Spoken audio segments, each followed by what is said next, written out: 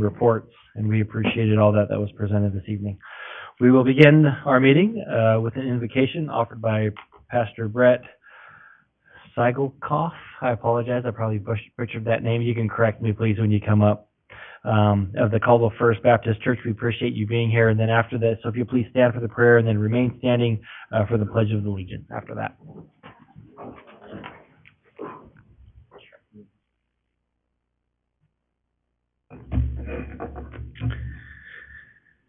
The Lord is exalted, for he dwells on high. He will fill Zion with justice and righteousness, and he will be the stability of your times. Abundance of salvation, wisdom, and knowledge. The fear of the Lord is Zion's treasure. Lord, I ask for three things for the meeting tonight, Lord. I ask one for wisdom. We ask, Lord, that your wisdom, as you are the creator of all truth, would be known. Lord, that information would be clear and decisions would be made in rightness and goodness, Lord. Father, I pray secondly for love. You showed us love through the death and resurrection of Jesus Christ. And Lord, I thank you for that expression of love for us to follow as we give our lives for others and care for others so that they may know you. And lastly, Lord, I pray for forgiveness. Lord, what a kind of a society would we be without forgiveness, which is exemplified by Jesus for us to emulate and to know and understand, Lord, so that we may be able to forgive those who sin against us, Lord God, so that we can live in peace with those around us. So I pray for these things, God, and I thank you for those who serve you with selflessness and rightness and goodness and honor. And I do pray all this in the name of Jesus Christ. Amen. Amen. I pledge allegiance to the flag of the United States of America and to the republic for which it stands, one nation, under God, indivisible, with liberty and justice for all. Thank you very much. We appreciate your participation tonight on that and joining us for that. Madam Clerk, if you please call the roll. Doty? Here. Councilman Stites is absent. Register? Here. McGee? Here. Allgood? Here. Williams? Here. Very good. Thank you so much. So we do have a quorum this evening. As mentioned, Councilor Stoddard is not here with us tonight. Are there any conflict of interest declarations from any members of the council regarding any items on the agenda tonight? Okay. So we do have a special presentation we'd like to allow for Captain Rosen. Hopefully I said that right, your last name. I don't know if I ever said your last name.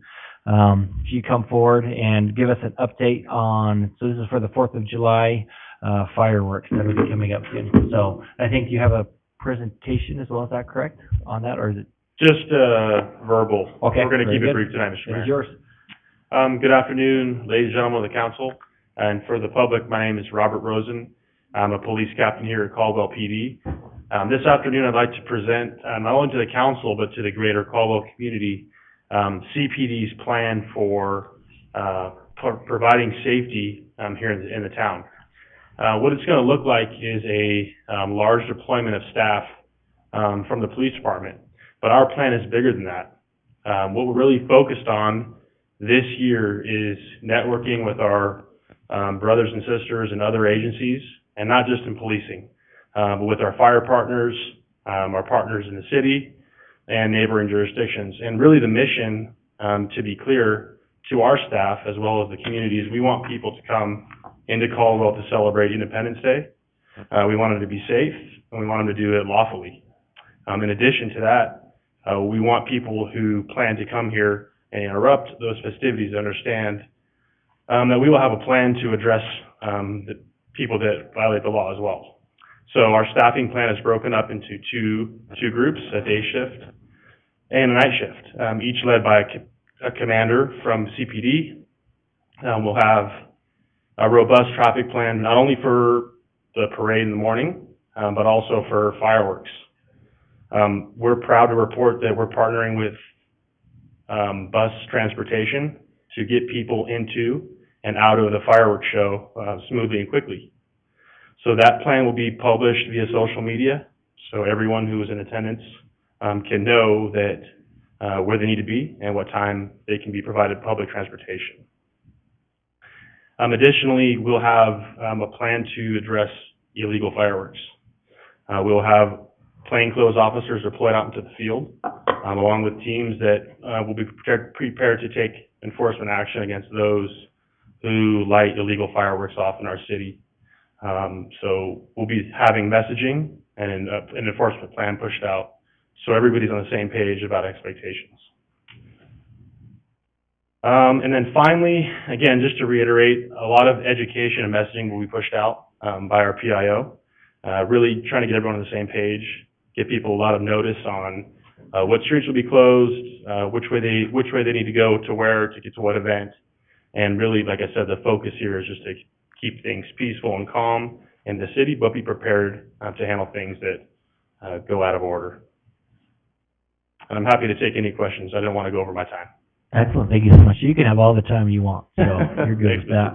But no, so I had the chance to sit down with Chief Ingram, Chief Frawley, a few others, recently go over the plan that Captain Rosen's put together, and it's phenomenally well done.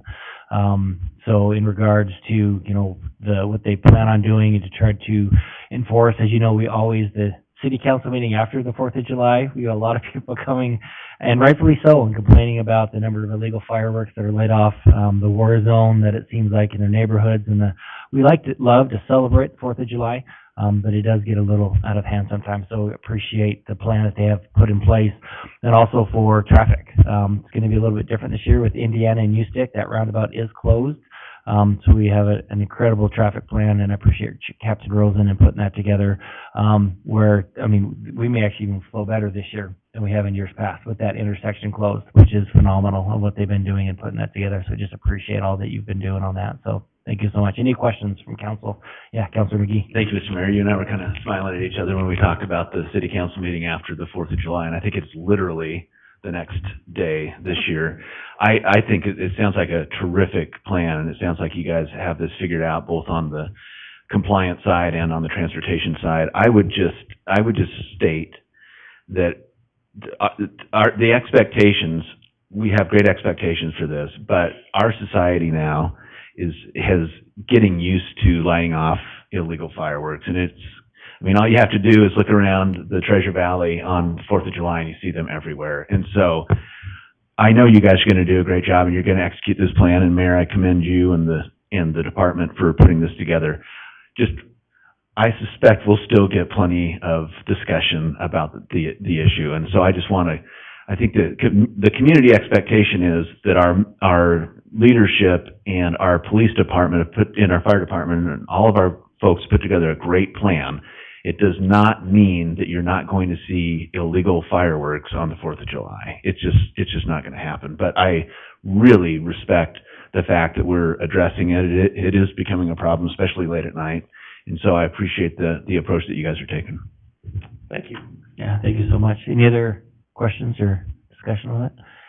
Okay, thank you so much. Really do appreciate it. Thanks, Mr. Mayor. You bet. And that is all for our special presentation. So do you have the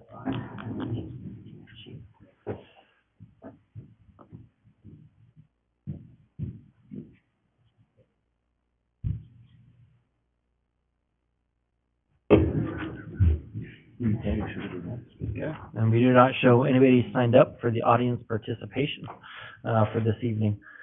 So that will move us into our calendar. I believe we do have an amendment, correct, Councilor Doty? Yes, Mr. Mayor. So a motion to move consent calendar item number 17 to new business as 5A for future discussion, and then add an executive session pursuant to Idaho Code Section 74-206 subsection 1C for the purpose of discussing the acquisition or an interest in real property not owned by a public agency. And real quick, if it's all right to move that one consent calendar item to 1A instead of 5A, so we can hit that first. I know Mr. Jenkins is sticking around for that, so that way he doesn't have to stay here all night for that item. Would that be okay? 1A. Okay.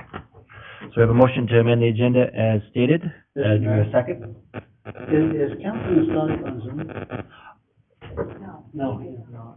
It was his request to move that I item. know He's, that. Okay. he has sent an email in that we'll discuss about that. So do you wanna postpone it clear to the, Because he won't be, if he's not on Zoom, he's not gonna hear the comments that he was asking for.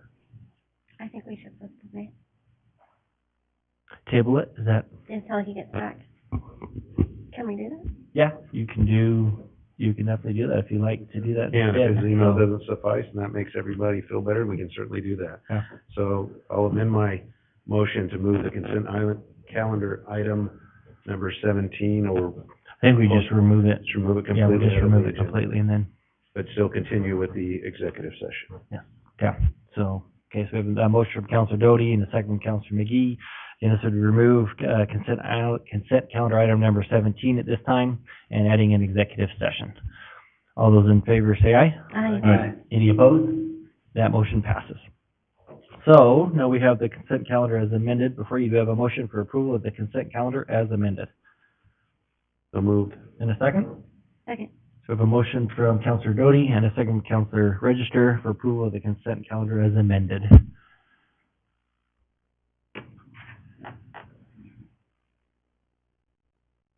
And here it comes. So that motion is on the floor, and it appears that it is open for voting, maybe? It is open for voting. There we go. Okay, all votes are cast, so voting is closed. And that motion passes unanimously. So that approves the consent calendar as amended. So that moves us into our old business. We do have one item of old business this evening.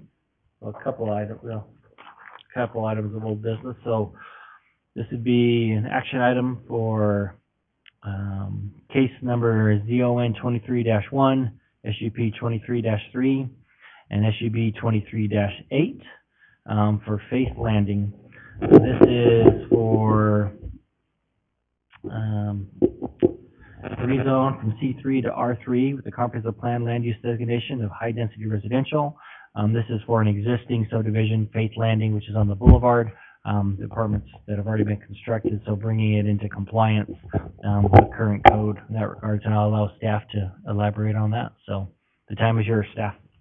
Thank you, Mayor and Council. Katie Wright, Associate Planner, 621 Cleveland Boulevard.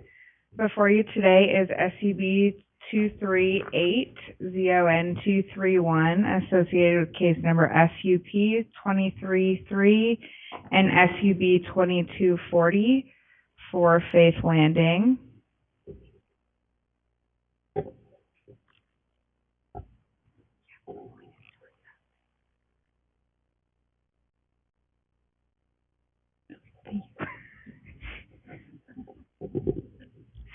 The project is approximately 23 acres located northwest of Cleveland Boulevard and Homedale Road.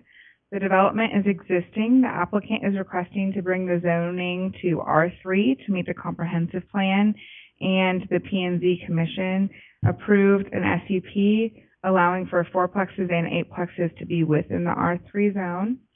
The applicant is also requesting an existing common lot where the clubhouse is be split to allow for 0.56 acres of it to become a buildable lot, which would have one fourplex and one eightplex be built there and the clubhouse be demolished. And at a point in the future, bring that clubhouse to the west boundary of this development. Staff does want to address there currently is a code violation a case open for this regarding weeds along the frontage.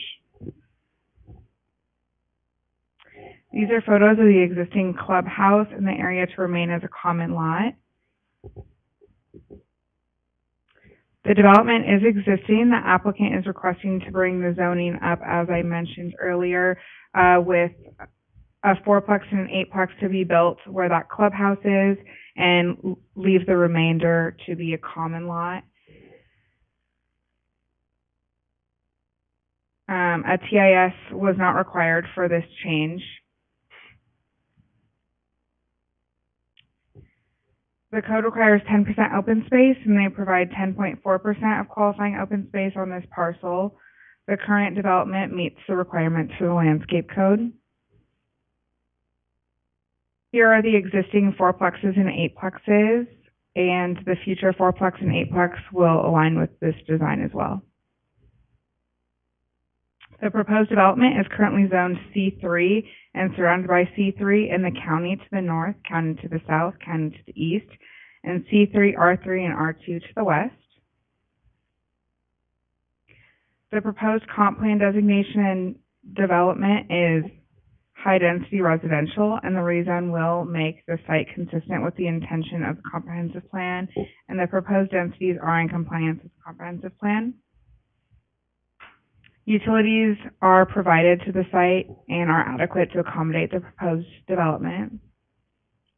Public agencies were notified and asked to provide comments, and no agency showed concern, and we have not received any public comment at this time.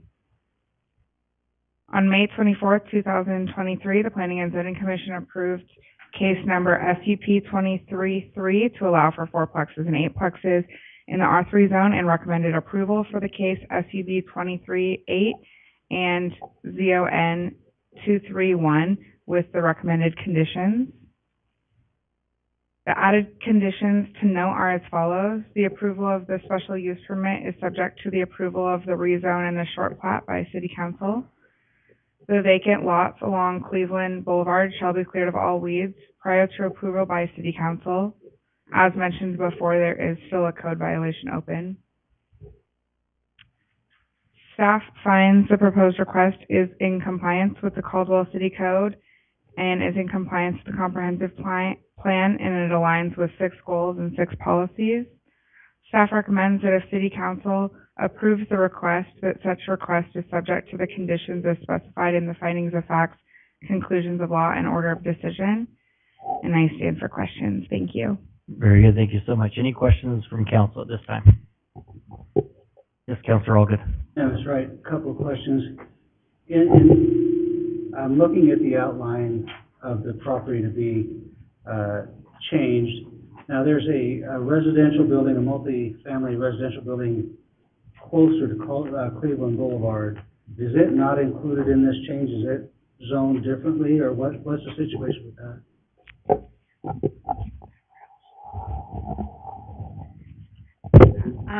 Mayor and Councilor Allgood, just to help put this a little in perspective for the background for this, yes, those parcels along the boulevard also are part of Faith Landing.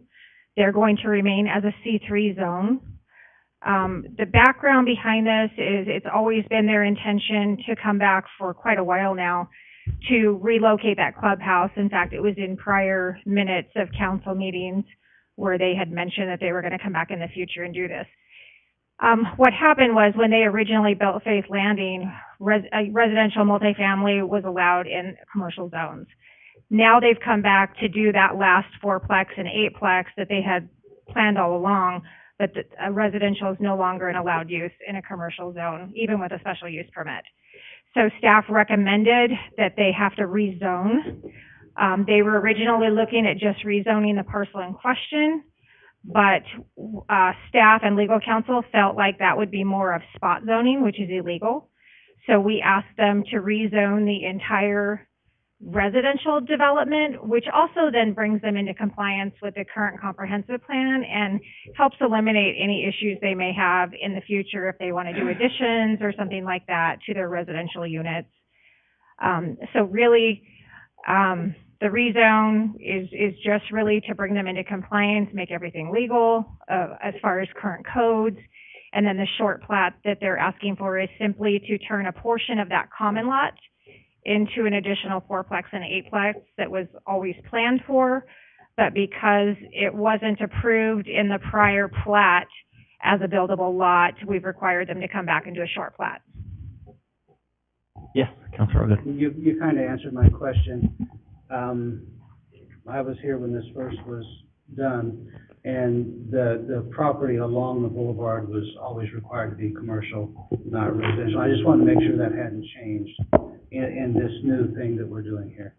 Yes, Mayor and Councilor Allgood, that has not changed. That is still zoned commercial, and that will remain.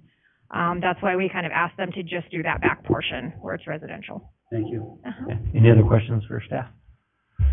Okay, thank you so much.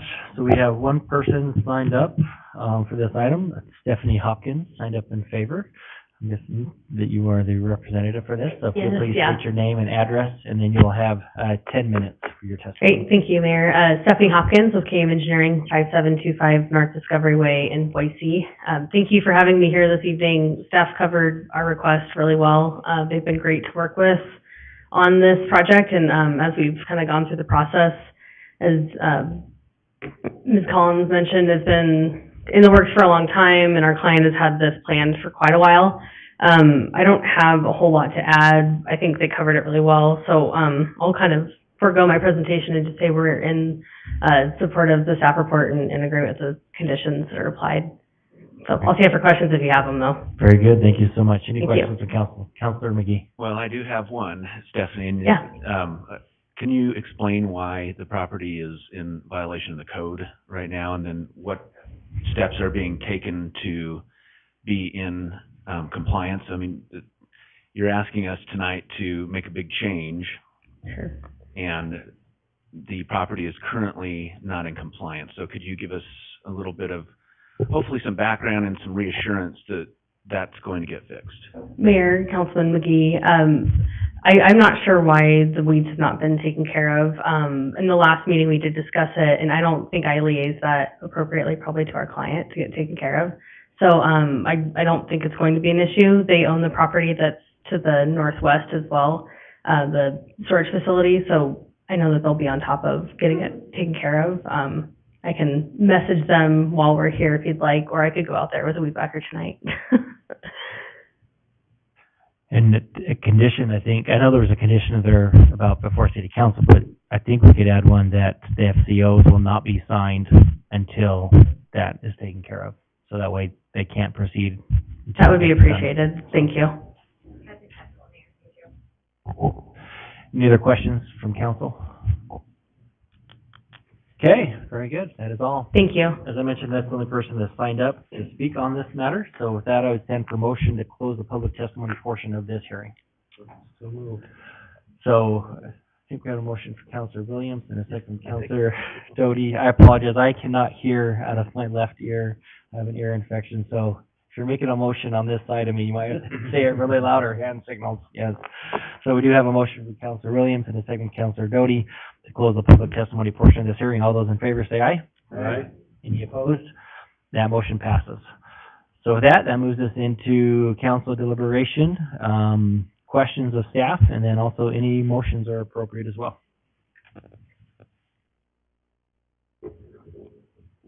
And with the motion, please do not read the parcel numbers. You can just state be as simple as you can.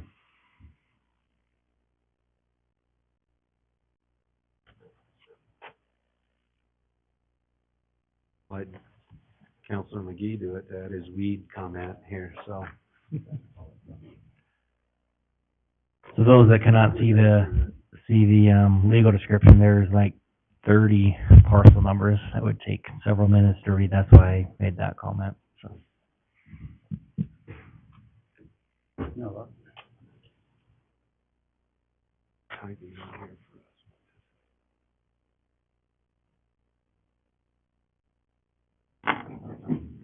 Just do it from the, Mayor, I'll just ham and egg this. Okay. Mayor, I move that, case number 0.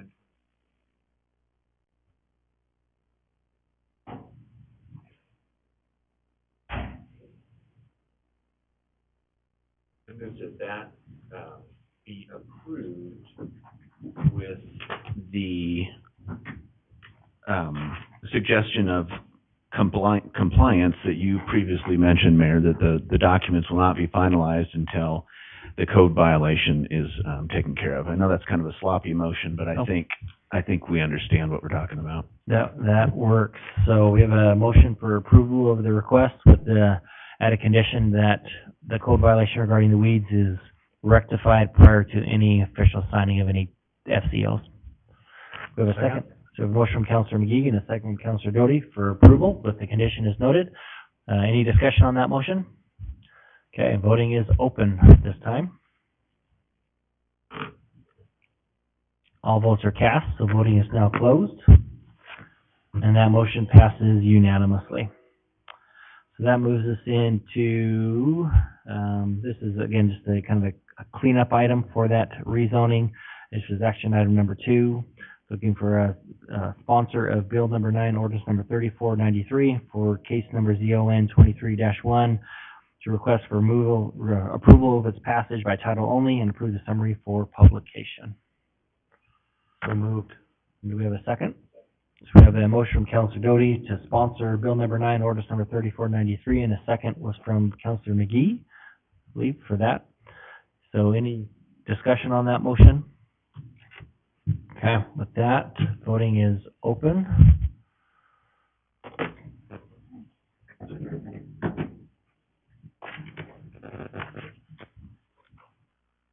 And all votes are cast, so voting is now closed, and that passes unanimously. And that moves us on to action item number 3 under old business, and this was continued from our last city council meeting as well.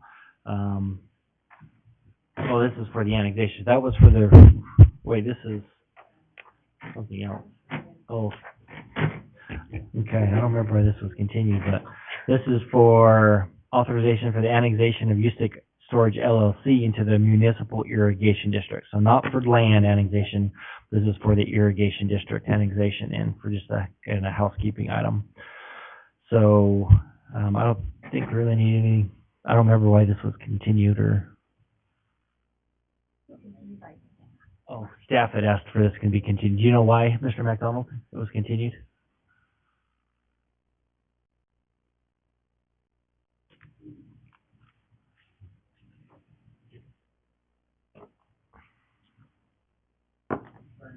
Mr. Mayor, I think there was a question about the language in the document, or there was something that had to do with the parcel itself. I can't remember specifically, but staff went back and looked at it, and that's why it's been recommended back to be approved. Perfect. So that's all been rectified and clarified in there. Okay, excellent. So again, this is for annexation of Ustick Storage LLC into the Caldwell Municipal Irrigation District with a request to move for passage by title only. Do we have a motion? And a second? Second. So a motion from Councilor McGee and a second from Councilor Doty for approval of action item number 3 under old business for resolution or bill number 26, ordinance number 3510. Any discussion on that? Okay, voting is open. All votes are cast, so voting is closed, and that passes unanimously as well. So that now moves us into new business.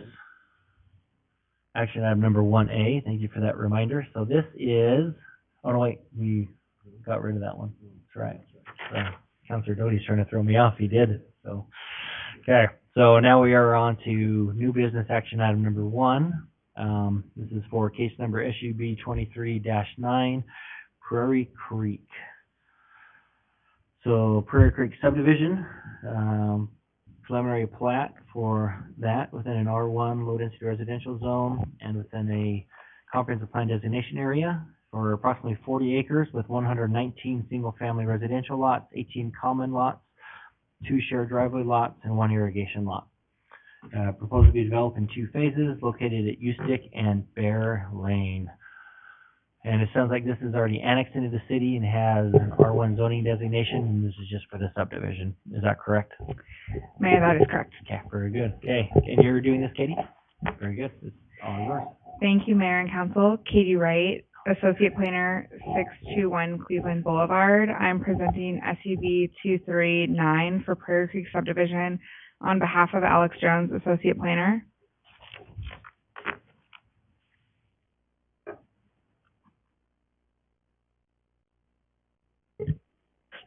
Thank you. These are photos of the site from Bear Lane to the south and then to the west.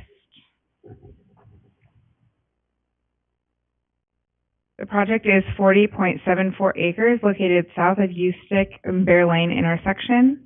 The applicant is requesting a preliminary plat for Prairie Creek subdivision. 118 single-family homes are being proposed along with a tot lot, park benches, picnic shelters, and a barbecue pit. A traffic impact study was performed and reviewed by the City of Caldwell Engineering Department. The applicant is in compliance with all landscaping, land use separation, pathway, and parking requirements. These are elevations of the single-family homes that would make up this development. The proposed development is surrounded by R1 to the east and west and county to the north and south. Soterra subdivision was approved directly to the north of this development, consisting of 60 single-family homes and 8 commercial lots. The comp plan designation and development is low-density residential, which is consistent with the intent of the comprehensive plan, and the proposed densities are in compliance with the comprehensive plan. Utilities are or will be provided to serve the proposed site and are or will be adequate to accommodate the proposed development. Public agencies were notified and asked to provide comments. The only agencies that responded did not show concern. There was a late exhibit from the fire department with some general conditions and comments that you have been provided. The following public comments were received. David and Donna McDowell were in opposition. Conrad and Rhiannon, I'm so sorry, Wood were in opposition as well. Luis and Corinna Barron, they sent in 2 letters. The first was April 22nd, and the second one is June 2nd, both in opposition. Jeff Allen also sent 2 letters, the first May 10th and the second June 6th. Both seemed neutral, but we're asking for consideration of privacy, and the city should be considering the current and future infrastructure. And Nikki Jesser also sent in a letter in opposition. The hearing examiner recommended approval of Prairie Creek subdivision on May 10th, 2023, with no additional recommended conditions. Staff finds the proposed request is in compliance with the Caldwell City Code and is in conformance with the comprehensive plan, aligning with 5 goals and 16 policies. Staff recommends that if the council approves the request, that such request is subject to the conditions as specified in the findings of facts, conclusions of law, and order of decision. And I stand for question. Thank you. Good, thank you so much, appreciate that. So again, just clarifying, it's not a rezone, not an annexation, this is an allowed use within this zone. R1 meets all the standards, all the requirements, is simply just for the subdivision preliminary plat review. Mayor, that is correct. Okay, very good. Okay, so any questions from council for staff this time? Yes, Councilor Olga. Try to speak up. Thank you. Ms. Wright, there's another subdivision that's approved but not built yet, that's adjoining this across the canal. And there was quite a bit of discussion on that one about continuing our pathway through there. Do you know, is this subdivision going to be dealing with that same, are they going to continue that pathway as well? Will they have a portion of that? So real quick while she's looking that up, so if we could make sure, I know that we're getting some comments on the live stream, it's difficult to hear, so make sure that you do have your mic on and right there. Perfect, excellent, thank you so much.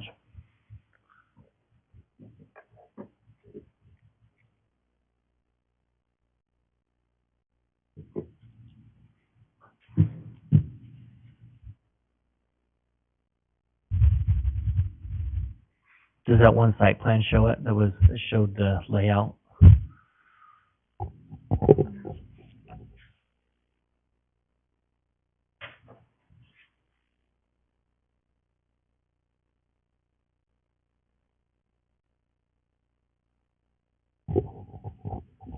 Mayor and council, currently we're looking at a plat where it shows a common lot that runs along the Phyllis Canal, which would make us assume that that is connecting.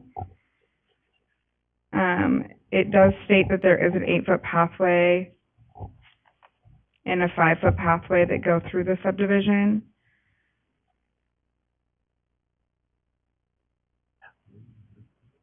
I think the developers here, the representatives, they could probably touch on that as well, so, if you need to. Okay. Any other questions this time for staff? Okay, very good. So with that, Wendy, I believe that would be you. If you could come forward, please, and please state your name and address for the record, and then you will be allowed 10 minutes for your testimony. I'll give you a notice when you have 1 minute left, and we do ask you and everyone else to make sure to please respect the timelines on the testimony that you give. Okay. Okay. Good evening, Mayor, council members. It's nice to be here. I haven't been here in a while. Typically, it's Tuesday nights or scout night for my kids, but it's kind of nice to be out at a hearing in Caldwell. And again, before I start with my presentation, I think the mayor brought this up a couple times, but I do want to point out this project has already been annexed. This property has been annexed into the city of Caldwell. We have R1 zoning, and we meet all dimensional standards for that zone. We agree with all staff city engineering conditions, planning conditions, fire conditions of approval. We meet all city standards, and we have already been annexed into the city.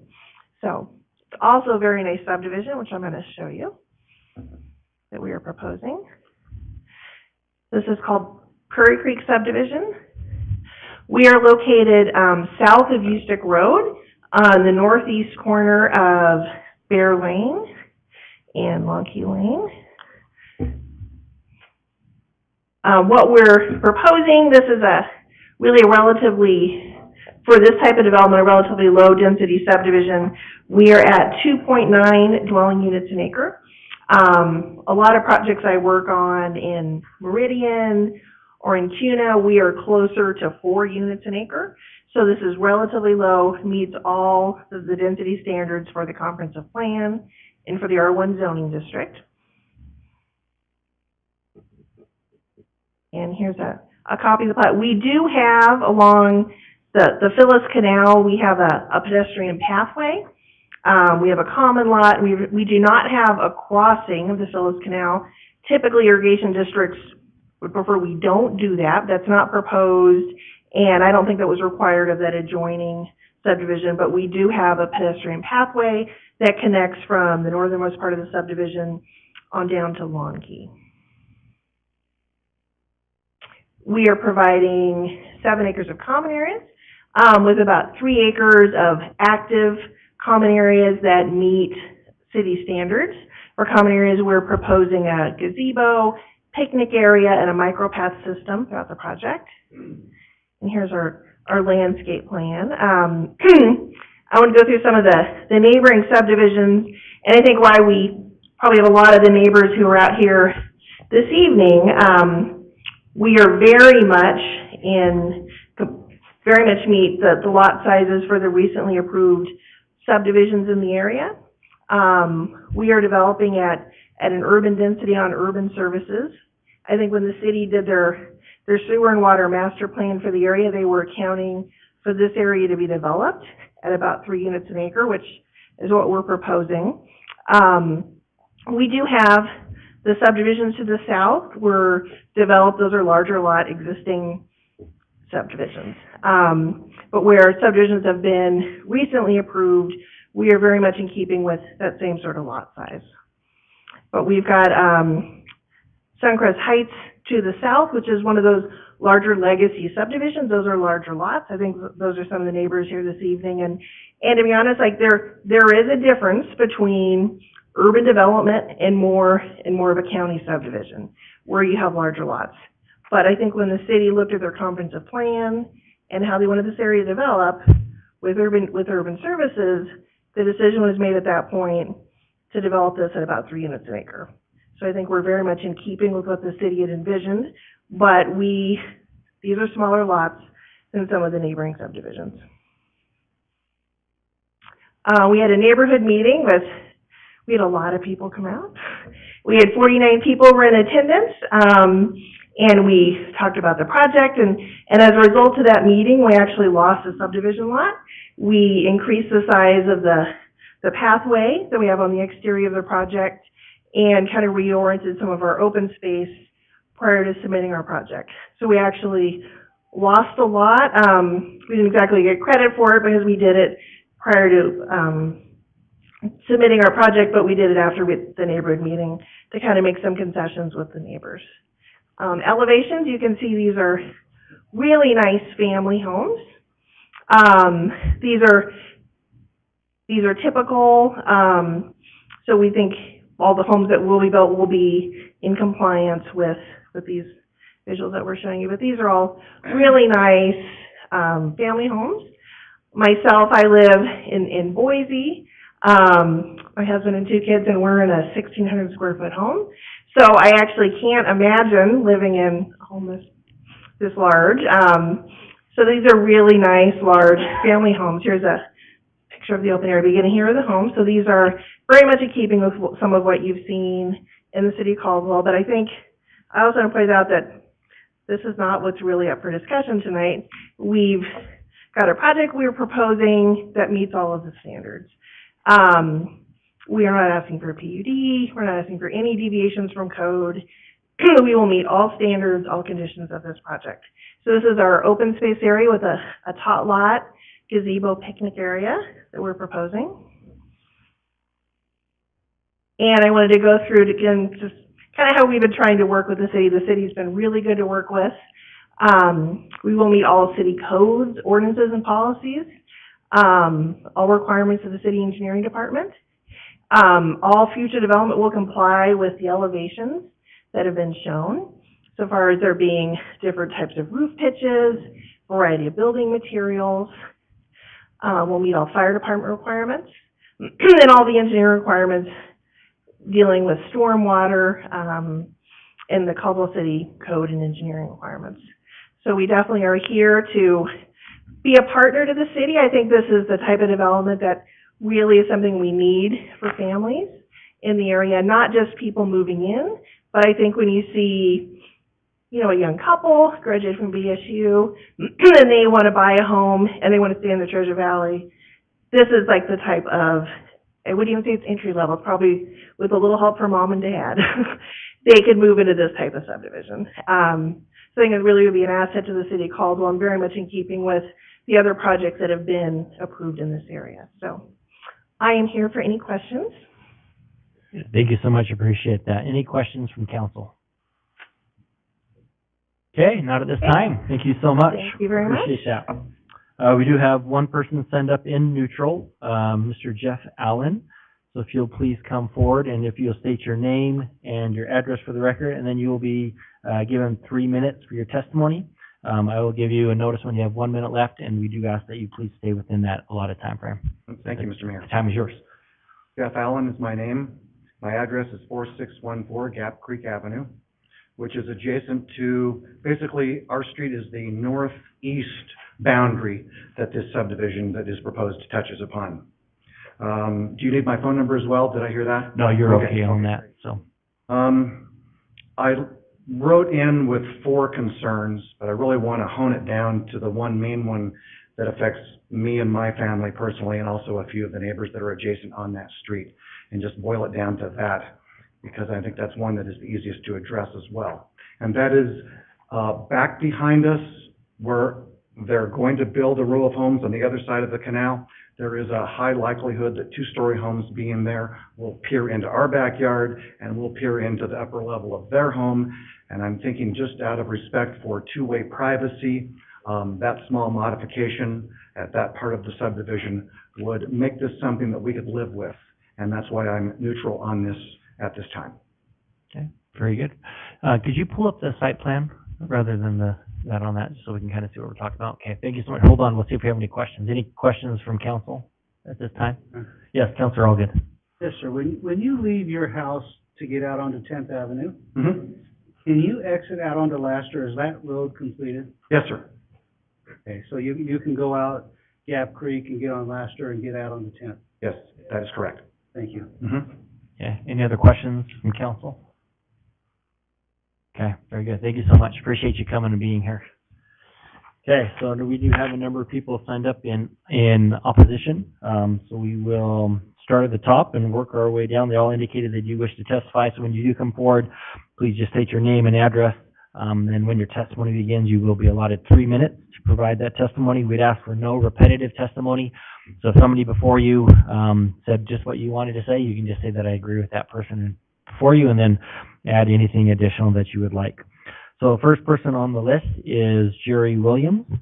So if you'll please come forward, again, state your name and your address, and then you will be given 3 minutes for that testimony. Mr. Mayor, City Council, my name is Jerry Williams. I'm at 102 Gold Bar Court. I'm directly south of this. My back property line is the Lone Key Street where it goes through. We purchased our house 8 years ago because the field was there. At that time, I knew, everybody knows, development's going to happen. Okay, that's not an issue. I agree with the gentleman before me because I will be looking directly at the two-story houses and they will be able to look right into my backyard as well. My concern is what I've been reading online and other places about the CBH homes. We've never had any issue with locking our doors. Our city, our area, we have 2 acres. Everybody in our area has 2 acres. My concern is that the CBH homes tend to draw in a lower, in time, they deteriorate and draw in a lower class of people, which I'm not opposed to at all. But the income doesn't tend to keep the houses up, from what I've been reading. And I'm afraid that in the next 10 to 15 years, these will deteriorate and this will become a slum. This is my concern. I'm not against anybody for what they want to do in their property. That's fine. But I'm concerned about the crime that's going to happen and the volume of traffic that goes through our area. I park my truck, I'm a truck driver, and I park my truck on Kimball. It's a dead end, it backs right up against where Lone Key will go through. That street, as far as I understand, is going to be opened up. I'm not sure exactly where I'm going to park anymore. I'm not sure what we can work out, if I can even park there, or maybe I can't, I don't know. But I've been there 8 years and I try to be a good citizen and take care of things. I'm in the county, this is a city project, I understand that. But go back to the CBH homes, from everything I've read about them, the quality is not up to par, I'm sorry. We have got, on 10th and Pat, we've got a Toll Brothers Homes addition going in. I was looking at on their website, they've got a 10-year warranty on their homes. CBH Homes has a 1-year warranty. And I would ask any of you to please go in with an open mind. If you see great. If you see stuff that doesn't look kosher, please have an open mind. My house has been there since 1996, I think, was when it was built, and it's in as good a shape or better than when it was brand new. We like to try to keep our places up on that side. And yeah, I have a problem with the small lots, but it's a city property, and if they're of the code, I can't say anything. I won't say anything. But I ask you guys to, if you were in my position, and if you want to come by and look at my house and where this is at, I would appreciate if you do that. If you were in my position, where would you feel? Very good. Thank you.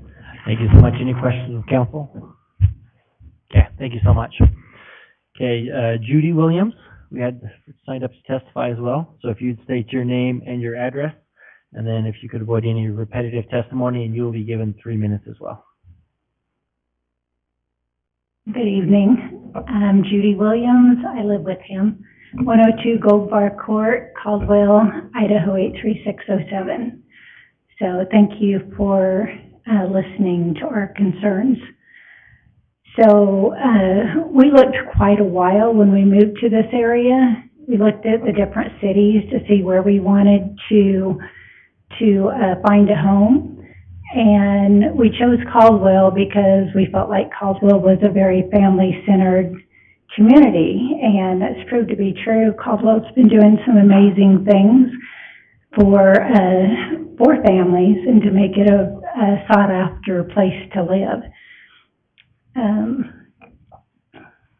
When we looked for our home, one of the things we wanted was privacy and safety. We have grandchildren that come over, and we wanted a place where they could play and ride their bikes, and they could be out on the street and be okay. So where we buy, it's a cul-de-sac. It's actually two cul-de-sacs. One goes towards us and one goes the other way. and then Kimball, dead ends at the end of our property. So the kids can get out and ride their bikes, and it's just, we don't always lock our doors. Don't tell everybody that, but it's a safe place to be. We have incredible neighbors, and, my heart's desire would be to leave the field like it is, because it's a great view out our back window, but I know that's probably not going to happen. But I feel like putting 118 homes in that small of an area, I know it meets the guidelines, but it kind of barely meets the guidelines, and it doesn't complement that area, in my opinion. And I think I'm right, but anyway. I think that the 118 homes they're putting in there and the little play area they're talking about putting in there, that's not even enough for 118 families. One barbecue and the little play structure, that's not enough for them. And they were talking about letting the community come in and access that too. There's no way that that would accommodate the families. So I don't really think they're looking out for the families maybe that'll be moving into that area. I think they're looking out, well, my personal opinion, I think they're looking out for the dollar and how much they can make and how many homes they can cram in a small area. So that's just my personal opinion. But anyway, I would appreciate you guys considering not approving this or asking them maybe to put less homes in or lot size is bigger. I mean, listening to the last, I don't know how all this works, but listening to the last meeting we went to, it sounds like developers will come in and they'll offer to do road improvements and put sidewalks in and things like that. You have 1 minute left, just so you know. Okay, thank you. And that can enhance areas, and the city doesn't have to pay for that. So I think that's good, but I think other developers would do the same thing and maybe put higher quality homes in there and make the lot sizes larger. So anyway, thank you for listening to me. Thank you so much. Any questions from council? Okay, thank you very much. Next on the list is Jason Jesser, I believe. If you come forward and state your name and address, and then you will be given 3 minutes as well. Jason Jesser, I live at 523 Kaiser Lane. I keep hearing that this fits in with the surrounding area. It's a finger. I mean, it attaches that subdivision. Other than that, it is literally a finger that stretches out into the county with nothing around it that looks to me like it matches anything surrounding. But for the sake of time, I just decided to write a few, probably too many things down, so I'll just read it for the sake of time. We live directly across from the proposed development. Thank you for having this meeting, where hopefully our voices and concerns will be heard. I'm against this development because we do not have the infrastructure for the development like this.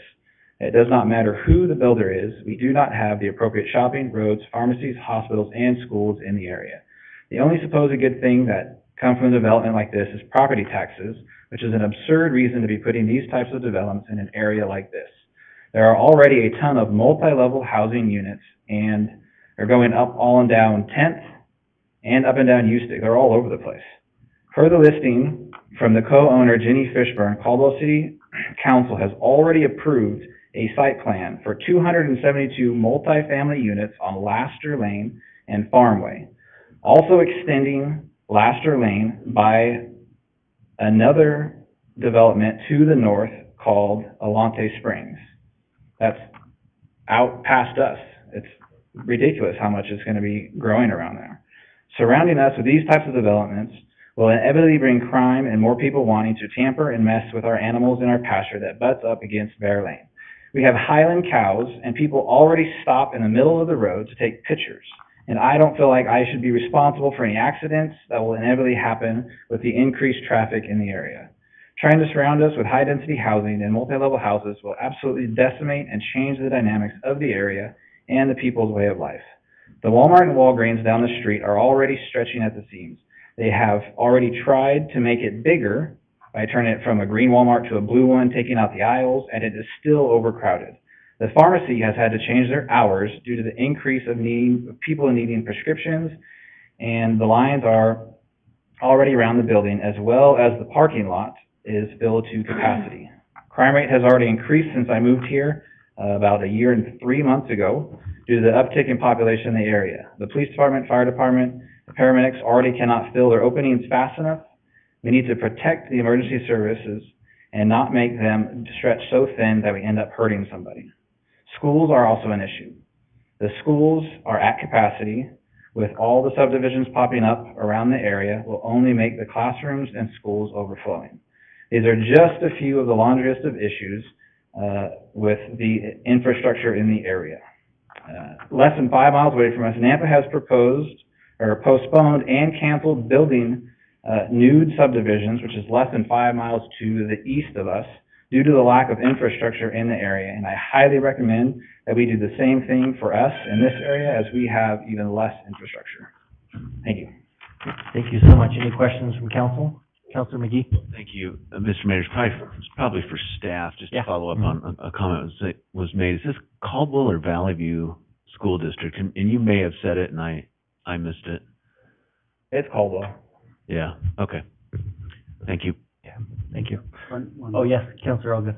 And I just wanted to clarify, you said, you refer to this as high-density housing, but this is a low-density project. No, compared to the area, it's not low density at all. According to the standards, it's low-density. Right, and I understand this was approved in 2006 for this rezoning. I don't know what their, plan was at the time, if it was a 10-year plan, a 20-year plan, a 50-year plan. I would suggest that this council reconsider the area around it, and I don't know if it's something that was overlooked or pushed through in the past, but I mean, this is really not consistent with the houses that are around it and the lifestyle that's around it. Okay. Any other questions? Okay, thank you so much. Next on the list is Elena Jesser. So if you'll please come forward and state your name and address for the record, and then you will have 3 minutes. And if you don't mind, yes, thank you so much. Great job. My name is Elena Jester. I live at 523 Kaiser Lane. I live right across the street from the subdivision being talked about. I disagree with this subdivision being built. I love riding my bike around there, but it will be dangerous to ride when people are driving and not paying attention to what is around them.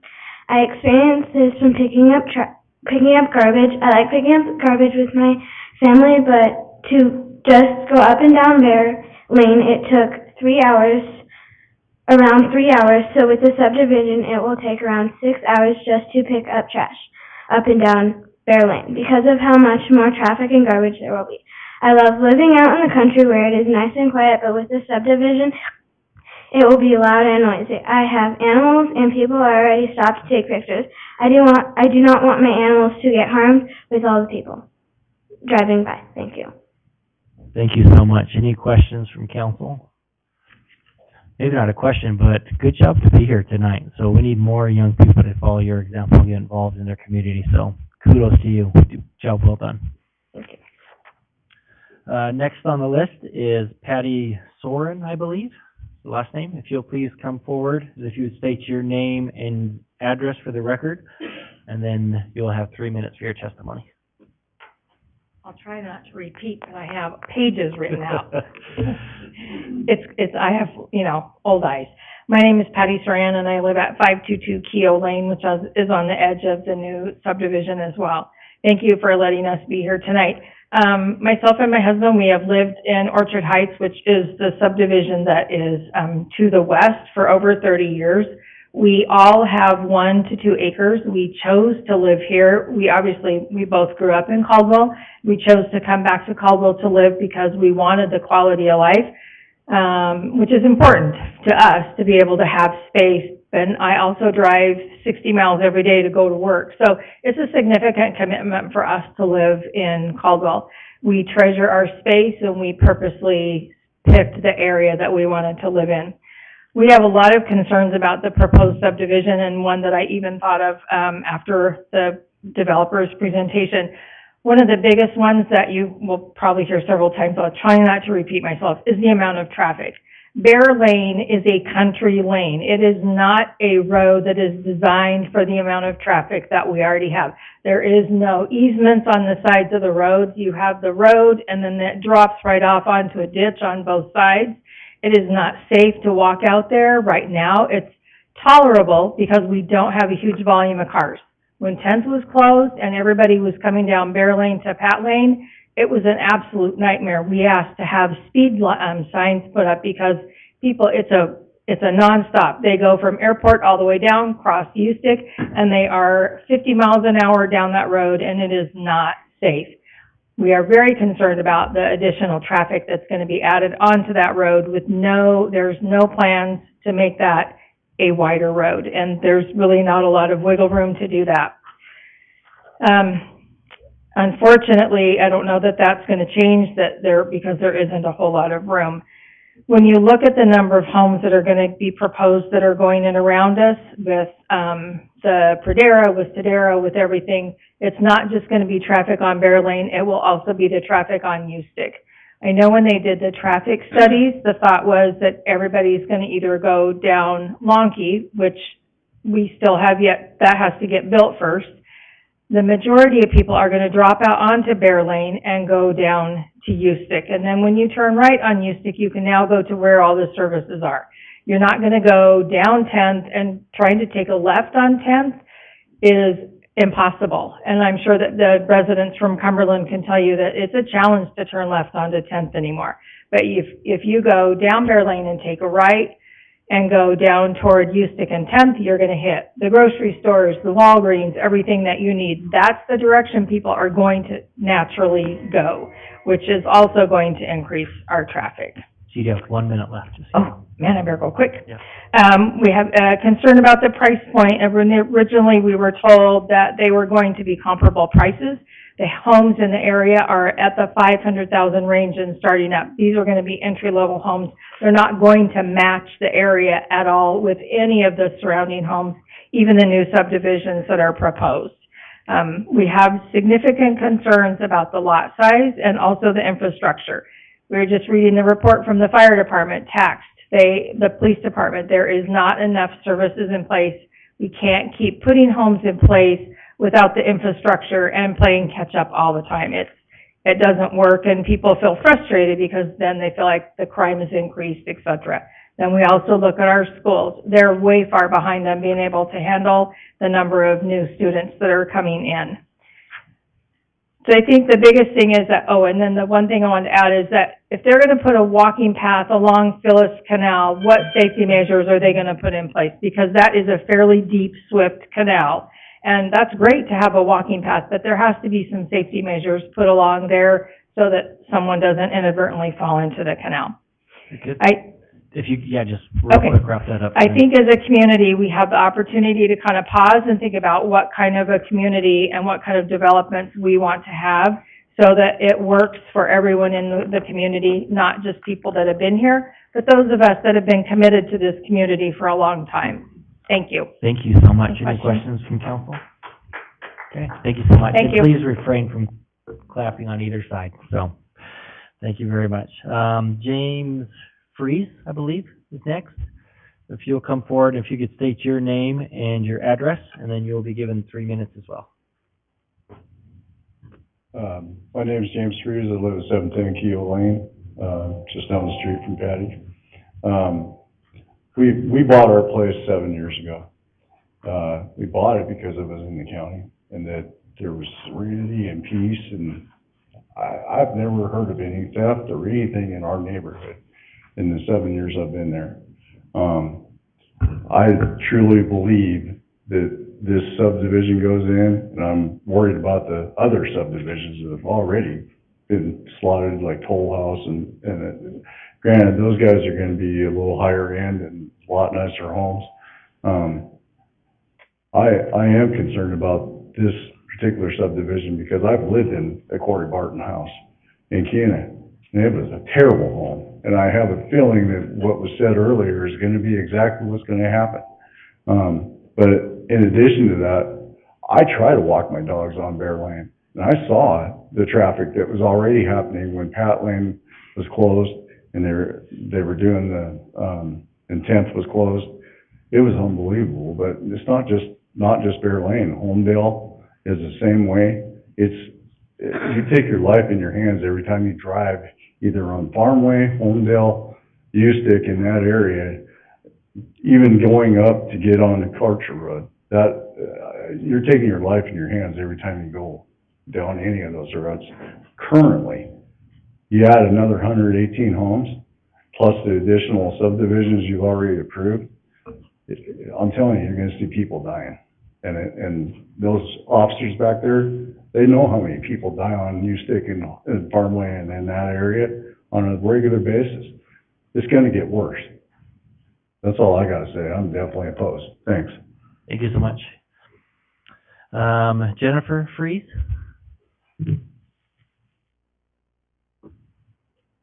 So if you could also state your name and address for the record, and then you'll be given 3 minutes as well. It's Jennifer Freeze. I live at 710 Keogh Lane, which is adjacent to the subdivision. My biggest concern is, like my husband stated, it's that road, Bear Lane, the traffic in and out. I already have a hard time, and I ride a motorcycle in the area, that I only make certain right-hand turns because it's dangerous to get out on if you're not, you're already adding more traffic, more people coming in. And like Patty had said, that is an unmaintained road it's a country road. It's not in the city limits with the extra sidewalks, the extra area to be on. There isn't anywhere for you to walk up and down. And if you've got more people that are going to be out from the subdivision walking around on that, you're adding more danger to everything else that's going on. And then you add that to what we're already struggling with the schools and everything else we've got going on. It's going to make it more difficult. Very good. Thank you so much. Any questions from council? Okay. Thank you so much. Appreciate you being here. Next is Conrad Wood. If you'll please come forward, and then if you would again state your name and address for the record, and then you'll be given 3 minutes for your testimony as well. Conrad Wood, 705 Kaiser Lane. Live right down our road would dump right in the front of where the entrance to that subdivision is. So I agree with everything said. Same story with us. Everybody wants the American dream, right?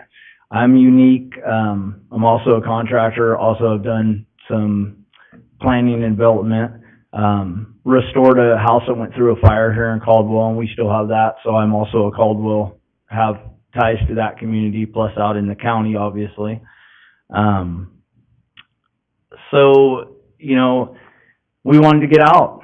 We went specifically looking for an acre more, and we're at, I think everybody in our subdivision is at like 1.4. I think it's 1.2 to be able to split. We had another subdivision that was going in, and the community all got together and talked to the builders, and they increased their lot size and increased the value of the houses that they were going to build. And I think at the end of the day, you guys are over a barrel. CBH is doing the bare minimum. What we want to see is lot sizes in the 16,000, 17,000. 8,000 just isn't going to do it. I understand that this is our new R2. But or R1, but you need to look at the entire subdivision. You need to look at the county. You need to look at all the other lots, the other subdivisions that are going in, the concessions that they've made. Every man makes his own reputation in life, and CBH made theirs. Nobody wants a CBH home. In my line, when I buy a CBH home, I know I'm going to take a hit on the appraisal because the appraisers actually come in and they're like, oh, it's a CBH home. Okay, that's an automatic $20,000 deduction at least. They keep saying it's a nice subdivision. It's not a nice subdivision, not compared to the existing. We all want people to move up and, experience that and go to the country if they want to go to the suburbs of the country. That's not it. That's just 8,000 square feet. It's definitely not ultra high density like you have in downtown, but that's as dense as you could possibly pretty much have. And it has me and all my neighbors looking at like, are we just going to sell out and move somewhere else? Like that's what we're up against. Or can we just join the city too? Because honestly, I'm a developer. I'd love to have 2 fourplexes in my backyard because I have the space to do it. You know, and then I can come here and say the same thing. Hey, I got the space to do it. Look, I crossed all my T's, dotted all my I's. Give me my deals. I'm out of here. Who cares what my neighbors think? You know, I don't have to live in the mess. I'll be gone. You know, it's just, I think that's what everybody here wants, is we have to make a deal. So you guys have the power to either say, you know, the community that's been here spent a lot of money to come out here. I mean, I know people who've spent $700,000, $800,000 to move into my neighborhood. You know, we bought the house 5 years ago, luckily, before it was up, but at that point, it was still $300,000 when you could buy a $120,000 home. So go ahead and wrap up your last thought. So it's, you know, you gotta make a deal. So you guys can either tell us all we don't matter, or you can go back to Corey and say, hey, dude, you guys need to come up with half a subdivision here, because we gotta let you build, but you need to be with everybody else. You need to increase the value of those houses into the $500,000-$600,000 range so that they meet our community standards. None of you would want that happening in your neighborhoods with where you guys live, and neither do we. Thank you. Any questions? Okay. Next on the list is it Rihanna Wood? If you'll come forward and please state your name and address for the record, and then you'll be given 3 minutes as well. I'm Rhiannon Wood. I live at 705 Kaiser Lane. It's right on the edge of the subdivision that's proposed. And I agree with what everybody else has said. Our schools are over capacity. Bonds are not passing because our residents are taxed to the max. The schools don't have the space to put in auxiliary buildings to support this growth. None of these developers are proposing to build a school within their subdivisions. I went through just the last couple of months of council meetings in between Mandalay Ranch, different divisions, Silver Meadows, Prairie Creek, Alante Springs, this Prairie Creek subdivision. We're looking at almost 800 units going in, and we don't have the school system to support it. Mayor Wagoner, you campaigned on your devotion to family and giving back to the community. You see how this growth is going, and that we do not have the infrastructure to support it. You campaigned using your experience as a professional planner and how you could help the city be smart about growth. Quoting from your website, we need to ensure that we are planning appropriately for our growth. And yet, we're ramming these subdivisions in with the smallest lots as humanly possible, according to this comprehensive plan. But we're not there with the infrastructure to really, truly support it yet. You also mentioned needing to do outreach to citizens to get their input on how they want their city to grow. I realize we're county, but you're encroaching into us. We'll be there any minute. And yet the only outreach to our community has been poorly managed information from JUB Engineering and lies about what they want you to believe we care about. We want larger lots in the subdivision and higher quality homes. I 100% object to these tiny starter homes that are being proposed in our neighborhood and encroaching on our rural way of life. I'm not against development. My husband's a contractor. We flipped homes. We've saved homes that have been through fires. We're not against development. And I understand that this has been annexed into the city, and what they're asking for goes along with what the requirements are. But it would be refreshing to have lots that actually phase in closer to the rural sizes that currently exist. I would not object at all to 1 acre lots and larger homes. This would keep our property and resale values higher, have a lower impact on the schools, grocery stores, emergency services, hospitals, general practice, and our community in general. It would also help keep congestion on the roads from increasing when they're already bad. This will directly impact our quality of life, our way of life, the free-range lifestyle that my children can currently enjoy. I don't have to worry about crime on our street. I don't have to worry about random cars coming by that could be a threat to our community. I feel like if this gets pushed through, then you're giving us a direct message that rural Caldwell is no longer wanted or welcome. Thank you. Thank you so much. Any questions from council? Okay, thank you for being here. Dan Romberg. So if you would, again, state your name and address for the record, and then you'll be given 3 minutes as well. Dan Romberg, 5025 Bear Lane. I am also the parcel owner directly south of the southwest corner here that you see right there where they're proposing the road. Gentlemen, ladies, thank you very much for hearing us today. I do concur with everyone that's dissented on this. I'm one person sitting here. My neighbors have asked me to step up. I'm building a farm. I would probably benefit from a higher density of housing. What I would definitely lose is quality of life, like everyone's mentioning here. You gentlemen have had it proposed to you about campaign promises that you've run on, ethics, and you know, where we want our quality of life. Corey Barton Homes, from everything that I have talked to everyone about through forums, I've got 78 comments about tonight's meeting already in the Caldwell Community Center. Everyone tends to be massively against development like this. You see the comments inside of all the forums, everyone talking about the traffic problems, council and city planners not listening to the community. We're asking you, we're begging you, please listen to us. Lower the density of this housing. It does not fit the community in any way. It does not fit the surrounding areas. Again, I would probably benefit with the extra clients being right across the street. I do mortgages. I'm for development. Okay, but that is not what this is. I could probably pick up $30,000 just putting a sign on my land saying lowest interest rates nationwide, which we are. Okay, but that's not what I'm here for. At some point in time, guys, you gotta decide what the community is saying. Dollars for the city need to stop for the degradation of our ethics and the quality of standards of life that our children are being raised in. The traffic, what everyone has said, the crime stats that we have just to the north of U Stick Lane, crime soars compared to this little section of community.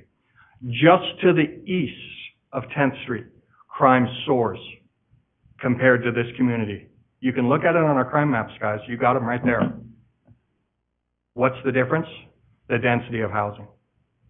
The quality of living that we'll have in Drop with all of the extra road traffic, the road that you guys are proposing in, or I'm sorry, they are proposing in above, over the canal, connecting in, and running that all the way through to Farmway. You think that 865 new additional car trips per day that this brings, based on Department of Transportation current statistics for our location in Caldwell, 7+ per house per day. That's just these houses. What about all the ones in the surrounding area? We need to say at some time, guys, enough is enough. We're asking you to do that. The utilities are under a massive demand stroke. What was it, just a year and a half ago? 2 years ago, we paused all development in Caldwell because our infrastructure could not support it. What changed? Why are we just throwing in more houses again and again? I would love for you to ask me as many questions as you want, because I have had a lot of community members reaching out to me. The communication with JUB where they state that we put forth conditions that we would work with, nothing was addressed. And they stand up here and they tell you the community wanted access to the park. That was not on a single list. It's a matter of record, guys. We put it through every step of the way in this process. We ask you, we beg you, please listen to us. Help us in this. The community is tired. We're upset. We're losing our lives, our children's lives. Help us out, please. Thank you for your testimony. Questions from council? Okay, thank you so much. Really appreciate you being here, taking the time. John Tilford, and this is the last person signed up to testify. So if you please state your name and your address, and then you'll be given 3 minutes as well for your testimony. All right, I'm John Tilford. I live on 5220 Bear Lane, just up the road from where this is proposed. One thing that has not been mentioned tonight, And when we had our last meeting, they said that they had utilities ran towards that for sewer and water, but the water department said that they didn't have adequate pressure to come from that lateral. So they're wanting to bring another lateral down Homedale Road and come down wherever they can get an easement. In what I've witnessed, whenever they put utilities down like Bear Lane or wherever they want to take it, and my well goes out or my septic goes out, and I go to get a permit to fix that, they have the option to say, no, you can't do that. You have to hook into city services, and I don't want to pay you $30,000. That is one thing. The other is the traffic. Everybody's talked about it. I call the cops multiple times. We're in the county. I want the city to stay out of my life. I don't need them. The sheriff department comes out there. They have kids get out there and they race up and down that road. They videotape themselves doing it. And now we're going to put more traffic on that road. Do I need to get myself a motorcycle cop out there that's got lights on it and a laser and all kinds of stuff to get people to slow down? Because it's nonsense. We don't need that many houses there. I'd say 2-acre lots. That's kind of where everybody else is at. I got 1.5 acres. Also, like Dan was saying, the sewer, you guys stopped building permits because of the sewer system couldn't handle it. And I've looked around town and you've never fixed anything in 90 days. So I know the sewer problem hasn't been fixed yet. And that was 2 years ago. The schools, I guess that's pretty much all I got, but if they don't have adequate water, then we don't need to be adding on to this system. And they failed to mention that tonight, but it was in our last meeting, that trunk for that sewer line, or the water line, is not adequate. So I would ask that we need to slow it down a little bit. I mean, you got a lot of other stuff going on, but we don't need that many houses jammed in that small spot when everybody else has got 1.5 to 2-acre lots. I mean, we gotta slow it down somewhere. And I know this was annexed in years ago, but that was before the boom. And so now we need to stop and really look at it. Do we really want to, do we really need to keep going that direction? Very good. Okay. Thank you so much. Appreciate that. We can have our city engineer kind of weigh in, or if not, maybe look into that real quick for the water and sewer infrastructure out there on that. Any questions from council? Okay. Thank you so much, John. Appreciate that. So it sounds like council would like to know about the water and sewer out there. If you don't have, that was our last person signed up to testify. So, Wendy, do you want to answer now or after the rebuttal? If you have the answer right now, we'll take it. Thank you, Mr. Mayor and Council. What was described in this last testimony is simply the case that the water system on the east side of the Phyllis Canal is pressure zone 2, and the water system on the west side is supposed to be pressure zone 3. So we're on a different pressure zone, and that's the reason why this development here cannot just they can't just tie to the water line that's directly across the Phyllis Canal in Laster Lane. They will be required to run a water line south, and that would either be in Bear Lane or some other public right-of-way where they can go south and then go probably to the east in one of those other roads, Pat Lane. It's the developer's responsibility to figure out the route exactly, but they need to tie into a different pressure zone. And so that's what this gentleman was referring to with regards to some additional water line extensions. And that will provide water in the area for this development that will be at the correct pressure. Perfect. or you look like maybe? Thank you, Mr. Mayor. But just to be clear, the city services are adequate, both sewer and water, for this proposed subdivision. Yes, that is correct. I think there may be some confusion. The reason the city stopped taking applications 2 years ago was not because there was not sufficient water and sewer. It was because of the Bill 289 that the state legislature passed, which had an impact on taxes. And so that was the reason that the city wanted to wait and see how the taxes were going to pan out before development continued, because that was all interrelated. There was not a shutdown of applications and development because of city services. And if I remember right, I know you two were here, it was, building permits did not stop, it was just applications for preliminary plats, if I remember correctly. House Bill 389, it took some taxes we had to Yeah, yes. so. What about power to this development? So sorry, we can't take questions from the general audience, but the thing that was thrown was power. That's through Idaho Power, so not through a city, so that's a different agency in that regard. They would have to meet any of those requirements for sure. So, Wendy, if you could come forward, and you will be given 3 minutes for your rebuttal testimony, and then stand for questions from the council. So. Okay. Mayor, council members, I took notes on what everybody said, but I'll be brief here, and I want to point out with all the neighbors who got up and talked. First of all, I'm very sympathetic to change in an area. I know someone's home is. You asked, please she showed you respect, so make sure that you show her respect when she's up here. So if you can. I understand that someone's home is usually the biggest investment that they have, and I'm very sympathetic to this area being an area that's changing. We are at the very edge of the city limits, and we are bordered on two sides by county subdivisions that are on well and septic.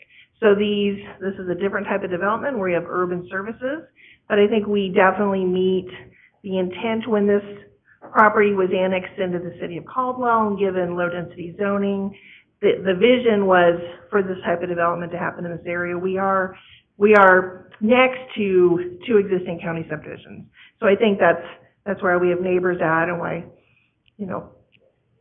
spirits have run high this evening. It's a change in the area, and everyone would always rather have an empty field next to them. But it's America, and it's private property rights, and someone did purchase this property with that R1 zoning. But we did only have one neighbor here this evening, Mr. Allen, who lived on the opposite side of the Phyllis Canal. He is the only one who's a city resident. Everyone else here is a county resident. So far as the schools, we are in the Caldwell School District, not Valley View. We do not have any comments from the school district with any capacity issues. We do not have comments from the school district or any opposition to this project. We have completed a transportation study, which was accepted by the city engineer, and we will comply with all requirements for improvements. I think the improvements that will be done on Bear Lane will make a big change in the area. There will be roadway improvements as well as a sidewalk we put along our side of Bear Lane. So I think that will be an improvement in the area. We had a number of comments just about the type of homes that are coming in. These will be nice quality homes. And I can tell you, as someone who works with a lot of builders in the valley, it is almost impossible to buy a single family home from any builder in the Treasure Valley for less than $400,000. So I think that's not what any of us saw as starter homes when we were starting out. And I can't make a guarantee what the price of these homes will be, but I have not seen in several years detached single family by any builder for less than $400,000. So I think these would all be 400 plus in this area. I mean, I work on projects where I have homes on lots half this size where I'm at $600,000, $700,000, $800,000. So I think for sure these would all be 400 plus for homes, but I can't guarantee that. But this, don't know what the market would happen. But again, I just sort of wanted to kind of clarify again that this is a project where we are already annexed into the city and we already have zoning, and we meet all of the dimensional standards for the low-density residential zone. So we're here asking for approval. Definitely, if you have any questions for me, let me know. I'm here for questions. I don't have the developer here this evening. I'm a planner with the engineering firm. So if there are any significant concerns, I would need to come back with the developer in a couple weeks. But hopefully we have a clean approval tonight. Thank you so much. And before we get to questions, I want to just thank the audience members for showing that respect. I do appreciate that very much. Just wanted to make sure you comment on that. Okay, questions from council. Councilor McGee? Thank you, Mayor. Wendy, there were, as you pointed out, there were several questions about quality, and I think those are important questions. I know particularly Councilman Williams has made it a point as we analyze these developments to make sure that they are of high quality. I know that, there was a time where Caldwell was so desperate for development and for housing that I think we allowed a lot more poor quality development than we certainly are doing now. I'll just speak for the last 3 years that I've been on the council.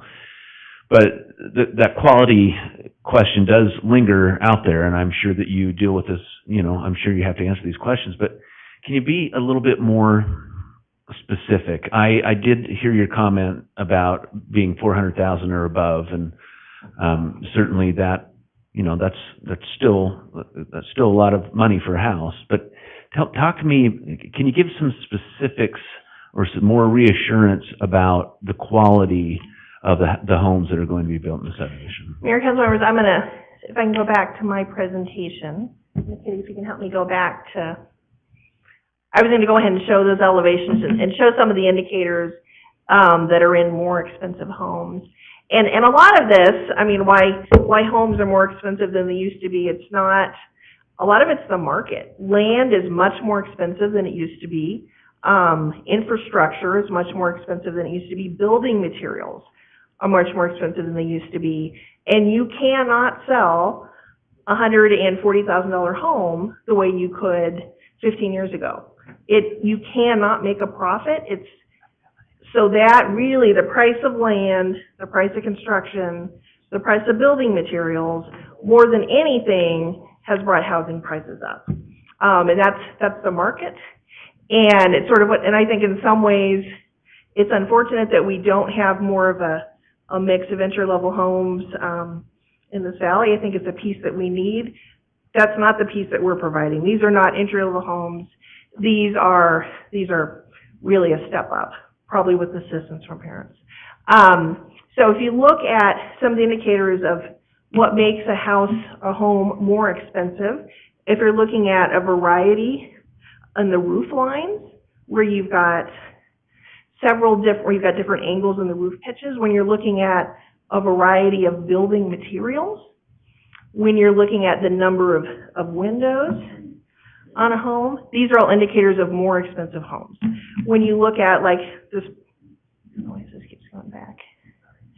Okay. When you look at those homes in the lower left corner, where you've got that variation in the roof pitch, where you've got windows, where you have a variety of building materials, those are all indicators where you've got eaves that come out from the home. That is what is very different from what you saw in Caldwell 15 years ago. When you had people coming in with a box, there was a time where you would, there were home builders where you would pay extra for the extra additional windows you would add. You had vinyl siding, you had a flat roof line, you had no roof overhang. And I think a number of cities in the Treasure Valley have actually changed codes to make it impossible to get a building permit for that type of home. You don't see those anymore, and land is so expensive it doesn't make sense to do that type of home. So I think more than anything, it's the price of construction and land has elevated the types of homes we see all over the valley. But those are some of the indicators of more expensive homes. It's too bad I don't have a picture of like a kitchen or a bathroom or some of the finishes. I can tell you these typically are homes with tile in bathrooms, tile in the kitchen, granite countertops, option for quartz countertops. But really, what we're here to talk about tonight is a land use. And we could talk about bathrooms, and sometimes they do that in hearings, but really what we're talking about is the land use. What we're proposing meets all of the standards for the city. We are actually at a lower density than what the zone is, and with the land prices the way they are now, you will end up with more expensive homes in this area. We are next to county subdivisions. These are not 1 and 2 acre lots. These are on urban services, and the lots are smaller. But these are really about 2/3 of the size of a typical Meridian lot. These are relatively large lots for being on urban services in this valley. So I'm here for any questions. I wish I had a kitchen picture. Okay. Any other questions? Just a real quick follow-up, Mayor. Yeah. Thank you. And Wendy, I know you touched on this because you described your own house, but remind me the average square footage that you're anticipating. Mayor, council members, these should typically be 2,400 plus. I don't know, do we have the city attorney here, if with FHA, if you could actually have that as part of the findings. I think that's typically what you see in this type of subdivision. I don't know if you can have, when I worked at City of Meridian, we were not allowed to discuss it. I remember in our hearings, and I don't know what the policy is now, but that's typically about the range. Any other questions? Councilor Allgood? Yeah, the home size, and then are all lots right at 8,000 feet? Will it be bigger, smaller? What is the lot size? Mayor, Councilmember, our average lot size, we are at 8,200. Our very smallest lot is at 8,000. So we're at 8,200. Half of those lots are larger. Half of those lots are closer to 8,000. Your typical Meridian subdivision, you're at 6,500. I do a lot of subdivisions where you're at 3,900 for a lot. So these really are for a single family detached, these are relatively large lots. You can see these have, not compared to an acre lot, but relatively large front yards and rear yards with these homes. Other questions? No? Okay, very good. Thank you so much. Appreciate it. Thank you. So that concludes all that signed up and testified on this. So I'd send for a motion to close the public testimony portion of this hearing. And a second? So we have a motion from Councilor Doty and second from Councilor McGee to close the public testimony portion of this hearing. All those in favor say aye. Aye. Any opposed? That motion passes. So with that, and testimony done, that moves it into council deliberation. Questions for staff are always appropriate. Mr. Mayor, Yes, Councilor Doty. I would just like to make a couple comments. First of all, it isn't that we don't hear you, or if the vote goes one way or another, that we're not listening to what you say. We listen very intently, and I think that this council is very much in tune with what you're saying. However, on that note, the developer did everything the city asked them for. They asked for no variances whatsoever. They could have put in even more housing, according to our standards. You've just heard her testimony about, I guess, to be very clear, that our own administrators have said it meets the requirements of the city of Caldwell. So I just want to make it clear that it isn't that we don't hear you, we do hear you, but we also hear the other side that has done everything that the city of Caldwell has asked them to do. Thank you. Thank you so much. Other comments or discussion? Councilor Williams? Thank you, Mr. Mayor. I gave you a head signal that time. First, I'd like to thank Councilor McGee for mentioning me in his comments. I do think it's important, and I do know as well that Corey Barton Homes has a variety of products, and they range really from quite the starter home on up to some of the very, very nice homes. So I want to be careful that we don't characterize a developer. There's a lot going on in this subdivision and a lot going on in the subdivisions around it. I know quite a few people and have spent time in Cumberland Estates, adjacent to this, but across the canal. And of course, we talked about the Toll Brothers development coming in, and those are important to me as well.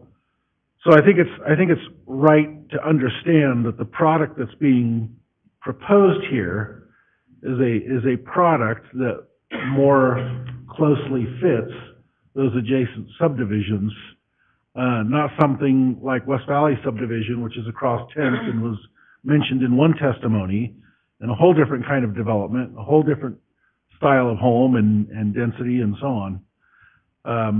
I suppose the biggest thing that causes me concern in all of this testimony truly is Bear Lane.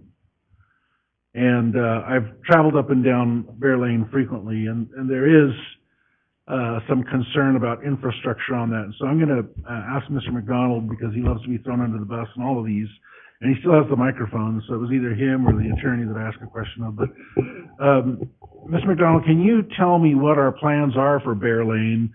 And are both sides incorporated into the city now? And I know we wait for developers to do improvements on these, but we've got a legitimate concern in my mind about that side of the infrastructure as it relates to this area. Yes, thank you, Councilman Williams. What I can tell you, as you already know, this development is obligated to improve all of their frontage, which includes curb, gutter, and sidewalk, and the widening on their side of the street, on Bear Lane and on Laster Lane. On Bear Lane is a half-mile road, and Laster Lane is a half-mile road, so both of those roads are designated under the city master plan as collector roads. A collector road is a 3-lane road that has 1 lane in each direction and a center lane, and bike lanes on each side, and then curb, gutter, and sidewalk on each side of the road. So that's the designation. Typically, as you know, road development and road improvement is development driven. So if a development never comes in, you're going to see a farm road for quite some time. But as development comes in, they are obligated to make improvements. In addition to that, they are also obligated to contribute mitigation, which is above and beyond their own frontage improvements, and that goes toward intersection projects or other locations where we can compile those funds to do larger projects. So what I would tell you on specifically on Bear Lane, sorry, I blanked out on the name, is that the adjacent to the development, the east side will be developed and widened out. It'll be striped currently without both sides fully developed. It'll be striped as just a 2-lane road, which is what we would typically do. The west side would not be developed until either those parcels go through development where they would have an obligation to develop the west side, or until some point where the city council deems that it's necessary for traffic or safety reasons that that side needs to be improved as well.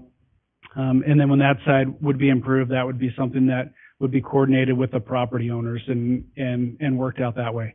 And that's a situation that we don't go through often, but it is a situation that we have been through before in other areas where improvements have been needed and the city has stepped up and found the funding to be able to do that. Typically, the city does not have funding to improve roadways like that, and that's why it is put on the backs of developers to improve the road network to meet the city standards.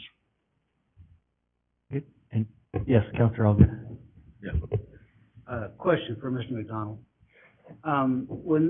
If this is built out, at the maps I'm looking at, Laster stops at Phyllis Canal on both sides. Who's obligated to bridge that to make Laster go through? Or is there city plans to do that, or what's happening there? So there has been contribution to that bridge by Cumberland and also by the storage unit, both corners on the east side. This development in the engineering staff report is obligated to build that crossing, and they will receive the funding that was contributed by both of those other developments, and then a 25% portion also from the city for the other corner. And so this development will be making that connection across the Phyllis Canal so that there's a road that connects through to 10th Avenue. Follow. Yes. So just to confirm, all the traffic from this subdivision, if it were approved, would not go out Bear Lane. A portion of it would go out to 10th on Laster, if I'm understanding that. Yes, that is correct. And that bridge is required in phase 1. So it's not something that's going to be pushed out to the last phase. It's required in phase 1. and it was contemplated as part of the traffic impact study. Thank you. Any other? Mr. Mayor? Yes, Councilor Register. I have a lot to say, so you might want to set a timer for me. Let's do it. Part of the reason why I didn't have any questions is because I agree with every single thing that you all have brought up. And 6 weeks ago, I asked the city to provide us, the council, with a list of all builds that were coming into the city that have already been approved, that we approved, anything that we need to know about because of the massive amount of approvals that have been going on USTIC. I think there's something like 8 developments coming in USTIC, something like that, don't quote me. At least 3 of those are large apartment buildings, and nobody knows how many doors are coming to the city as it stands. 2 weeks ago, Councilor Allgood asked for the same list, and we still don't have it. So I understand that it's going to take time, but Ms. Woods had already calculated, just in her own research, how many doors she can see from subdivision. So I'm not sure what the holdup is on that. But I, like some of you, work in this industry. I'm a realtor. I'm pro-growth. However, I'm pro-responsible and smart growth. And this is where I think we're running into the problem, where it appears that if you are not voting for growth, then you're not pro-growth, or you're not for growth. If you're voting against it, then, you know, or then maybe that was backwards. But we need to be responsible. And at this time, as we stand right now, we have 1 police officer for every 1,000 people in the city. I believe we're down at least 20 firefighters as it is. I know that this is Caldwell Schools and not Valley View, so there's not this. Caldwell, just so you know, had come to one of our meetings and said that they were under capacity, so they didn't have problems with the growth. However, because we still don't know how many doors are coming to us, we don't know if they're going to be over capacity at this time. So we're making decisions basically guessing that our infrastructure is going to be okay, that our schools are going to be okay, that our public safety is going to be okay. This is where I have the problem. I was recently told that I pay attention too much to social media and those community groups. And I do, because these are important things that are coming up. People do not want this amount of growth this fast. And I think that that we have a responsibility as part of that responsible growth to listen to that. And I want to remind this council also that we had almost the identical proposal on Orchard with the same builder who was trying to build the same lot sizes in acre properties, and we all said no. Every single one of us voted against it for the same issues that we're bringing up right now with the infrastructure, all the stuff, but also because we were sending a message, basically, to these builders that they can no longer use Caldwell as a dumping ground to throw 6,000, 8,000 square foot properties in the middle of these acre properties where people have invested a lot of their time and money. So I am I'm frustrated by the amount of growth that's going in. I think that consistently myself and Councilor Static have pushed back on that, if you've paid attention, and I'm asking you all to listen to what they're saying and remember that Orchard property where it was the same builder, same exact thing, and start paying attention to the amount of growth that we're approving when we don't know what's going to be happening, because we don't even know how many doors are coming to Caldwell yet. Any other comments?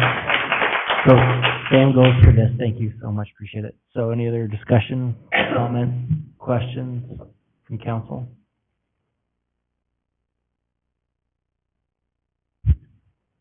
Mr. Mayor, I'll make one more comment. Yes, Councilor Elgin.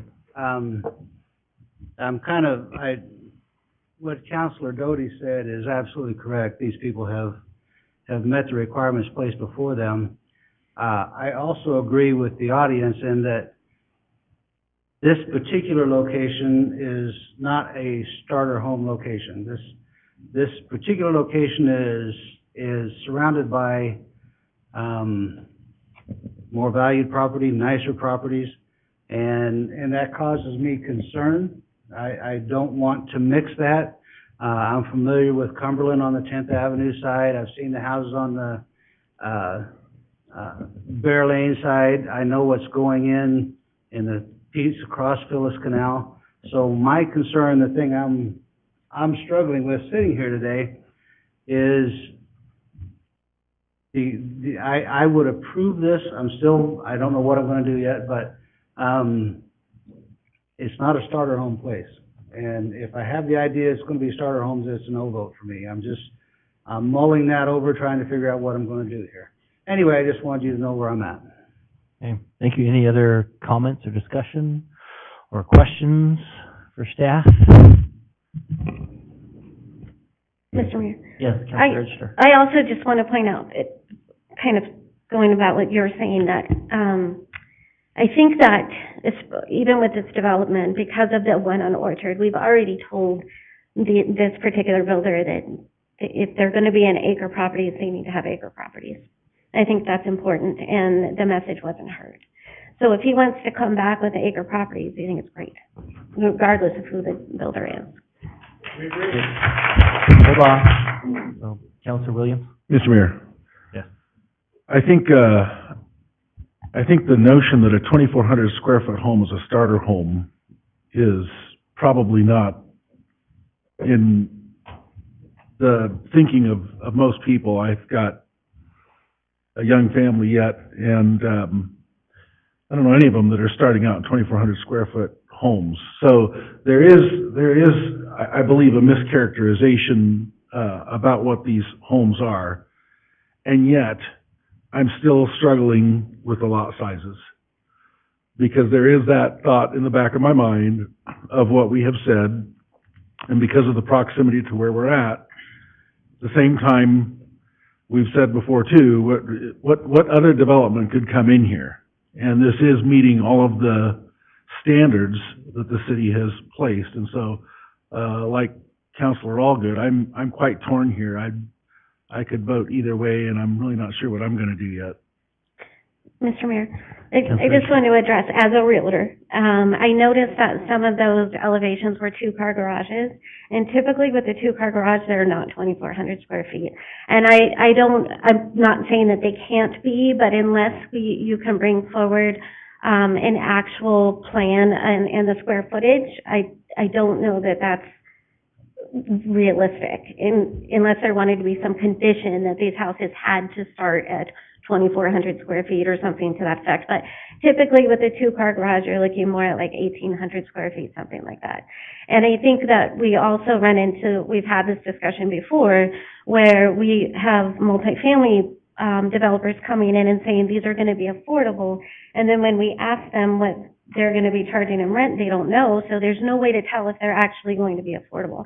And until she said specifically that she doesn't know how big they're going to be, that she's guessing because of whatever Meridian was doing or something. So I don't know. But I think even outside of the fact that it doesn't fit this area, we still don't have the answers that we need, that we've asked for, as far as how many doors are already coming and how that's going to affect our infrastructure, our public safety, and everything that's already taxed. Any other discussion, questions, comments?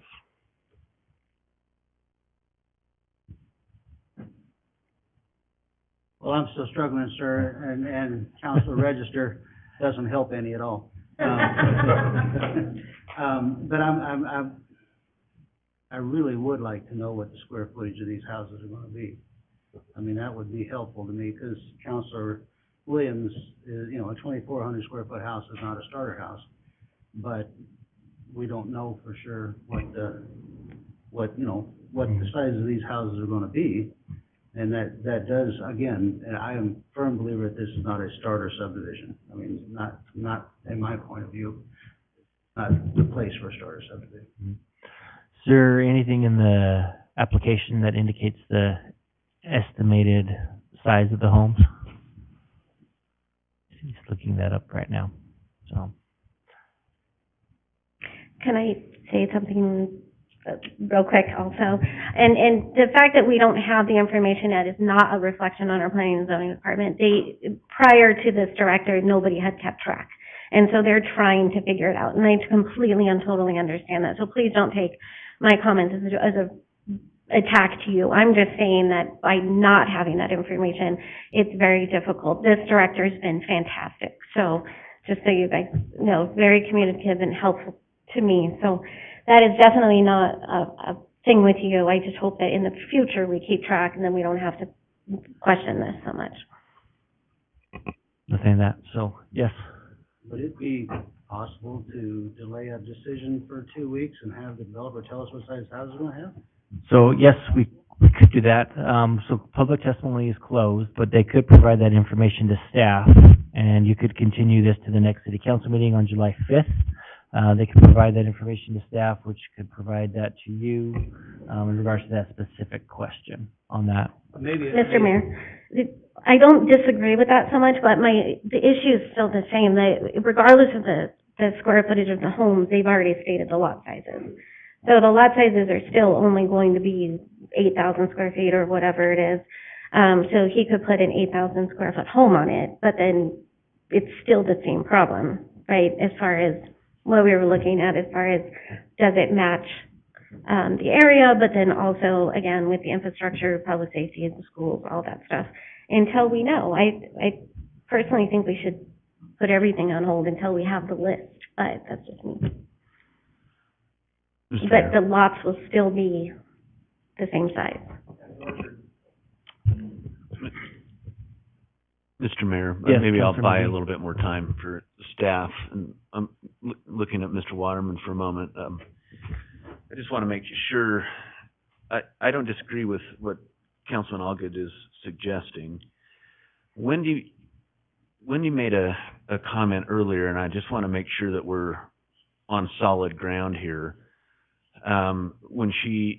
because she is a former staffer, and so she's been to a lot of these types of hearings, and she mentioned, it sounded like maybe Meridian had a stipulation, maybe in their bylaws or city code or something that said that you couldn't discuss the square footage in a proposal. Now, I have not, this is my fourth year, I think, I've not heard that, or there's often been times where the developer didn't know exactly or determine exactly what the square footage was going to be, but I am personally interested in determining at least a rough outline of what that might look like. Are we on any shaky ground by asking the developer to do that?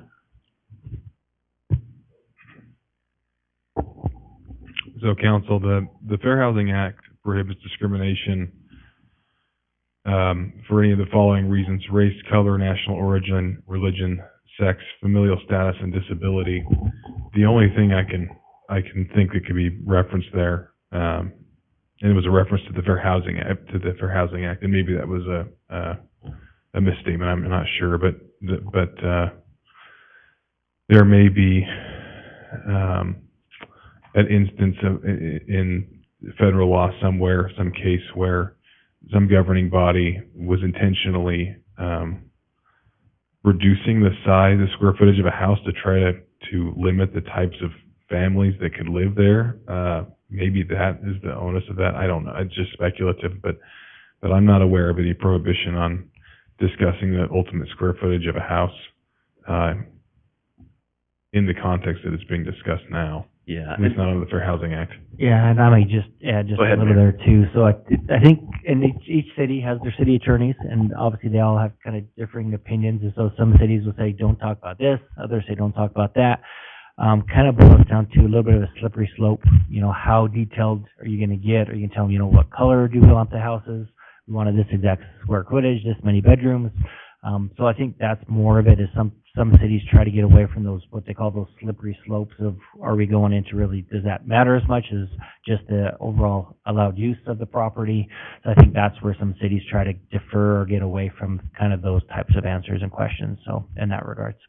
Okay, and thank you, Mr. Mayor and Mr. Waterman. That helps. I'm not familiar with that. I can't remember us dealing with that issue before, and I certainly do remember asking developers, you know, give us an idea about what these would be. So I mean, I'm not an attorney, but I feel confident that if it is the council's direction to ask for some further guidelines from the developer on the square footage, I'm comfortable with that.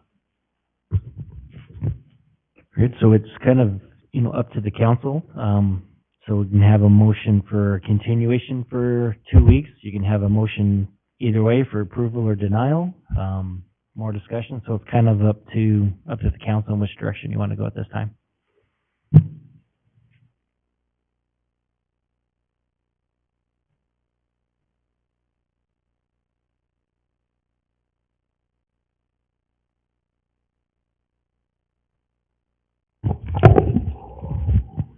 Mayor and Council, was there a question that was posed to a staff member that we didn't hear there?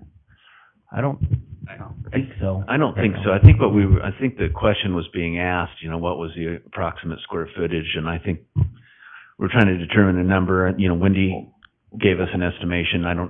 By looking at staff, it doesn't look like it was necessarily listed in the documents that this was going to be the square footage. And I think that's where we're at. Okay.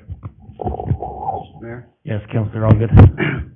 I would make a motion, and I hate putting this off, but it really makes a difference to me what kind of houses would go there if we approved it. I would move that we postpone a decision on this case until the next scheduled date for city council, which I believe is July 5th. Yep. And I would like two questions. I'd like to know the average house size that the developer intends to put on this lot. And I would also, as I remember, the subdivision across Phillips Canal that hasn't been built yet. There was a lot of discussion about a connection to our pathway system. And my memory doesn't serve me well enough to know exactly how that resulted, but I'd appreciate if planning and zoning could see if there's a pathway system there that we need to make sure is connected. And those are my two stipulations for postponing this till July 5th. Okay, so we have a motion to continue this item. Hold on one second. So we have a motion to continue this item to July 5th, and again, and addressing just those two specific questions for staff to find that answer. So we have a motion. Do we have a second? So we have a motion from Councilor Allgood and a second from Councilor McGee. Discussion of that motion. Well, I'm wondering if we can add another thing to it, amend it. So what would be your proposal? One of the other concerns that came up was the two-story, homes along the fence line where the other homes were, and if he would be, agreeable to having single-story homes there. So. And Bear and Laster. So would that be amenable to? Or is that not? I don't believe we could restrict houses bordering a road two-story. Across Phyllis Canal, that's still quite a distance because there's Canal District right-of-way along there as well. I am not opposed to it, but it's not something that's a priority to me because of, at least not on Bear and Laster. Okay, so it sounds like stick with your original. Yes, sir. Motion. Okay. Okay, so again, the motion is to continue this to July 5th with, staff to review those two specific questions. We had a motion from Councilor Allgood and a second from Councilor McGee. Is there any other discussion on that motion? Well, just clarification, Mayor. I think you got it right. So will staff be coming back with us with that information? Not the developer, right? So we're not reopening, public testimony. That is Just be correct. staff will come back and report to us as to Councilman Allgood's questions. Yep, that is correct. Okay. Thank you. Okay, any discussion on that motion? Okay, very good. So with that, so we're gonna actually hold off on that, because it's not for the final decision, so we'll just do a voice vote on this. So again, the motion is continue this to July 5th, as was stated. We've had discussion on that motion. All those in favor say aye. Aye. Any opposed? No. Okay, so that motion passes with 4 in favor, council register voting in opposition to that, so that does pass. So this will be continued, to July 5th. Again, there will be no new public testimony taken at that time. It will be just those two answers to the questions that was posed by Councilor Doty from staff at that time. So that'll be again here at 7 p.m. So that would continue that. Doty. Oh, sorry, Councilor Allgood. Okay. Be here to watch you guys vote though, right? So, yes, you're more than welcome to come back, yes, for sure, on that. You're invited to come back for that. And Mr. Mayor, I just wanted to add a clarifying point that meeting on July 6th, I think you said it starts at 6 o'clock and it's here in the same room, just so it's on the record that this is the place, that's the time, that's the date. Yep, July 5th. 5th. July 5th, yep. So, same time, 6 p.m., so, the day after.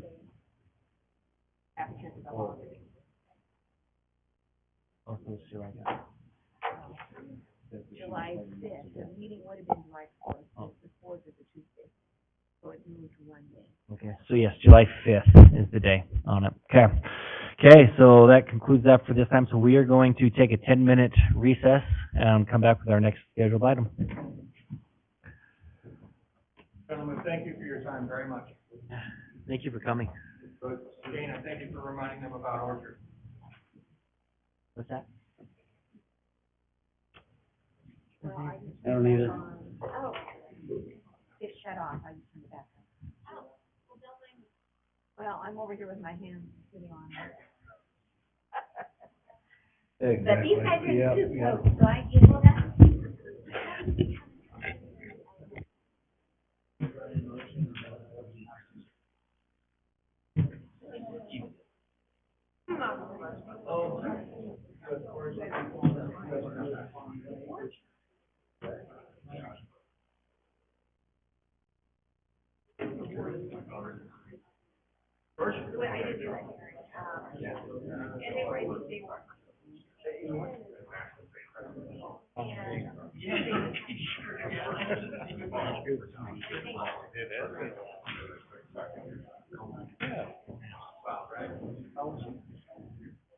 I'm right off of that kind of lane, right off of there.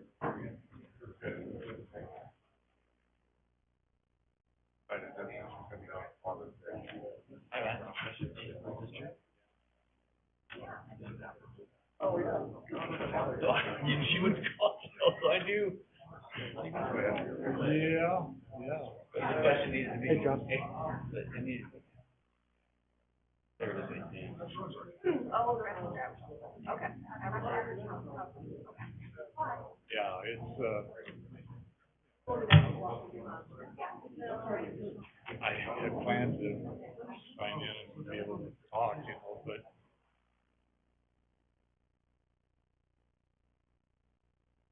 yeah, coming back down, all the development. And maybe it's like.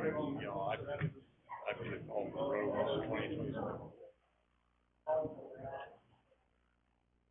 Beacon Light to get over 5, it just, this goes nuts out that way. Especially like a Friday, going out or a Sunday afternoon. Up there at 2 o'clock and was late, getting here. So, yeah, it's just, but that's the thing, I know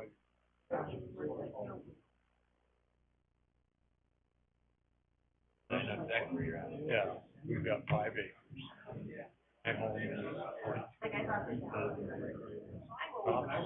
Bigger than most of the houses that there. It's a corner of Fair and Savage. Right? Yeah. Yeah. Big gray, God, white yeah. place. Yeah, it's, it is what it is, I don't like to talk about prices because it really is like. It's, I mean, it's.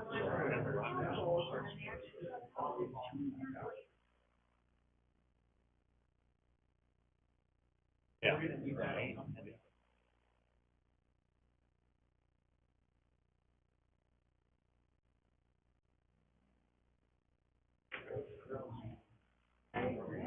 Oh, and here's me. I was in manufactured housing for 50 years, and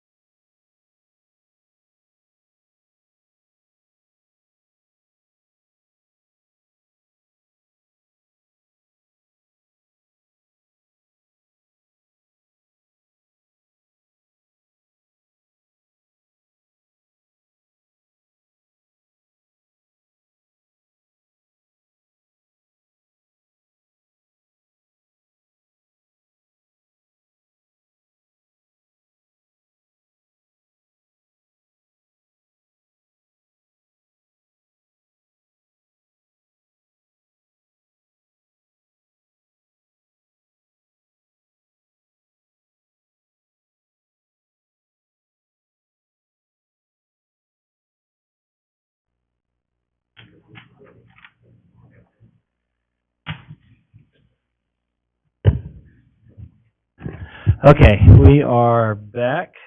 Appreciate that, taking that time. We are now to agenda item number 2. Whew, killing it.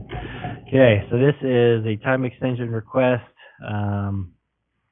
for Topaz Ranch West number 1 for 6-month preliminary plat renewal and time extension. So, turn it over to staff for your presentation. Thank you, Mayor and Council. Katie Wright, Associate Planner, 621 Cleveland Boulevard. Before you is TE 2310 for request for a 6-month time extension for Topaz Ranch West number 1. The original development was approved with 132 residential lots and 16 common lots on July 6, 2020, and there have been no change to that original plat.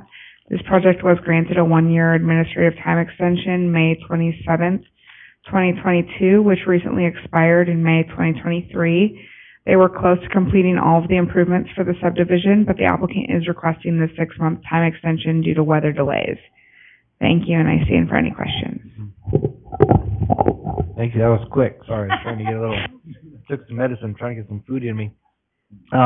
Any questions from council for staff? Okay, so I do not see anybody signed up in favor. Is the applicant here or anybody representing him that you're aware of? Mayor and Council, to my knowledge, I didn't see anyone on the sheet, and I have not been in contact with them. Okay, so we do have somebody signed up in opposition, but nobody in favor or neutral in that regard. So, I think we'll just move forward and okay, on that. So, again, the request is for a 6-month time extension for a preliminary plat on Topaz Ranch West number 1. And even though that the applicant isn't here, it looks like they did state the reasoning for the request is weather related, sounds like. Okay. Very good. So, April Long, since you are here, if you'd come forward, and if you could please state your name and address for the record, then you'll have 3 minutes for your testimony. Okay, I'll try to get it done. You can pull that right down there. So. Okay, Yep. April Long, 4112 Marble Front Road, Caldwell, 83605. I am bordering the northwest side of the development. They are coming up to our south and our east. And I don't even know where to begin. I've had multiple issues with them. I'm after the fact, okay? And what I'm trying to find out is who's going to help me. I have lots of problems. I've spoke to Rob McDonald several times. Some things we've worked it through, but I don't even know where to start on the list of stuff. So I will just jump right in. So we have flooding, irrigation. Our house has been there since the 70s. We did own it. Just for the other people that aren't aware, I know Jerome and Rob were involved. We had an acre, and the city negotiated with us for a long time so that they could get the subdivision built with improvements. And I was told at that time if I did not agree that we would have to pay the improvements. So after I asked as many questions as I could to try to protect me, and my husband's not able to be here. He's not feeling well. So we went through a lot of correspondence, calls, everything I could think of to ask before I agreed. My house is flood irrigated, and now where they have the easement in the front, I turned on my irrigation in the front and it flooded into the right of way. So they did not account for the irrigation. I've already discussed, I was worried about the back irrigation where I flood, I want to make sure I'm not responsible if my flooding goes into their property. That's very concerning. That's a right we have. We have an easement along the Horton Lateral, I believe it is. They left that in such bad condition that later last month, at the end of the month, I crashed my car because of the potholes. I had a nice even road. I was driving to feed my horse along the thing, and I hit a pothole and went into their cement thing. It's not even. The road is left like crap. I did not realize all the problems ahead of time to prevent. And I have never been asked ahead of time of what they're doing. And I even found out that Hayden Homes illegally put a pipe in my property when they built theirs, and that was resolved. So what I'm finding is we don't know until after the fact all the problems. Trilogy, the representative, Corey Lockwood, he's not very timely. He's a very nice person. He seems like he cares, but he doesn't get back to me in a timely manner. He doesn't tell me ahead of time. They did things like tore up our road several times. They put the meters in the wrong part of my property, so it had to be done twice. I had an $8,000 fence built on my property to protect my animals and my grandchildren, and they were supposed to move it back. They did, and now it's being held together with hay bale twine. They know that. They've had the guy come out and fix it once. I told them a month ago, I sent him a picture. It was unusable for my little dogs out there. I couldn't even put them out. My husband tied it up with hay bale twine, and it's not a cheap fence. It's a white vinyl fence. They put subpar connections, so I could go on. The internet service has been cut several times, one time for 5 days, and I've talked to them. I said, can't you prevent this? You know where it is. It's one entity after another. So I have a road that's my property that was level and even. They encroached into my property without my consent, so that moves their easement over. Rob McDonald, when I talked to him, he said we had access of all of our points. When I saw the street signs or the street plans, when I finally saw them, they didn't have my driveways. 2 driveways were agreed to mark. They weren't marked. Plus, I had 2 gates that I have to get into my property. It's the only way we can access our property. And now Rob said we cannot have those. He said our gates can be there, but they're going to put a sidewalk there. So there's no cutout for us to access our property. They took an easement that I could have fought if I had had money to fight Corey Barton to get onto the right side of my property. So that means I have to pull machinery or anything in the future onto my property. So I'm supposed to go over a driveway and down an embankment. I've asked for plans. I got an email. It doesn't show what's going to be there. I don't understand all the ins and outs. I'm not an engineer, but I really did trust the city of Caldwell. And now what do? What am I going to do? Trilogy doesn't take care of things. They say it's Pioneer that messed up the thing. Pioneer says they're not responsible. If that cement there after the pothole that I hit on my property that was currently level, I would have ended up in the ditch on my own property. You're talking a lot of damage to my property. And we're still not even done with the other side of it. It's just one side. So, what else? So our fence, our irrigation is not working. It's flooding into the street, like not in all the way to the street, but on the right of way. They didn't account for it. It just pours into that. And it was nicely, everything was done since the 70s. So, it's already cost me $1,000 to remove one tree. I asked him to trim the trees that were over their property. He said he'd do it. That hasn't been done. They've knocked several limbs off. And I don't want to be responsible for my 50-year-old trees falling into the new subdivision. I don't want to be responsible for the drainage problems. And what do? You guys got all your requirements met, but what happens to the homeowners who get ravaged? So if I could ask a question, then we'll open it up to council on that. So you had said, so it sounds like it's mostly one side of the property that's having the If issues you look with at if you look at that, I'll show you. Is it the south side or the east? The east is the Hayden Homes, but there is a canal that they've had to move the canal. That was never discussed ahead of time. They moved the canal. We had to fight with them for a while. They wanted to put their, I don't know what it was, on our property, and I said no.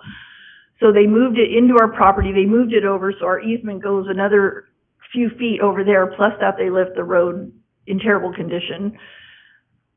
It's the north and So along east Marble Front? and south side of our house, all around. Okay.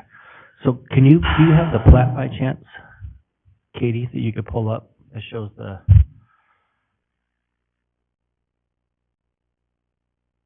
subdivision? Mm-hmm. It's just a plat that you guys Well, have the for plat the would show like property topaz. lines, things like that. It's number 8 on your map.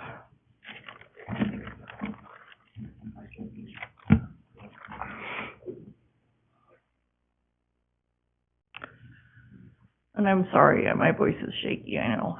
It's upsetting. Yeah, please, go right ahead. So Councilman, all good while we pull that information up?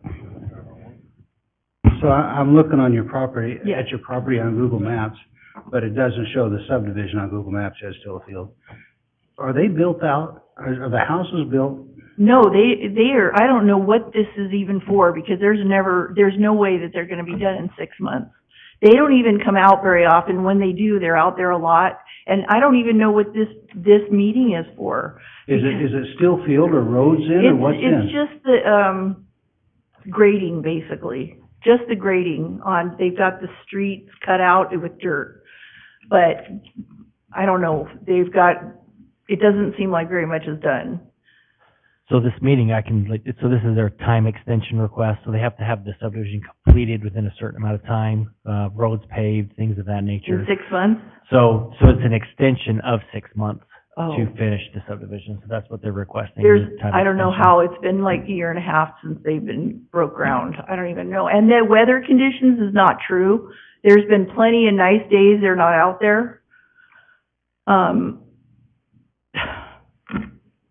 Can I ask another question? Yes, go ahead. So again, I'm looking at the map, I'm just trying to understand. You're talking about to access the back of your property with something large, if you had to get a tractor or something back there. Oh, yeah, I won't be able to.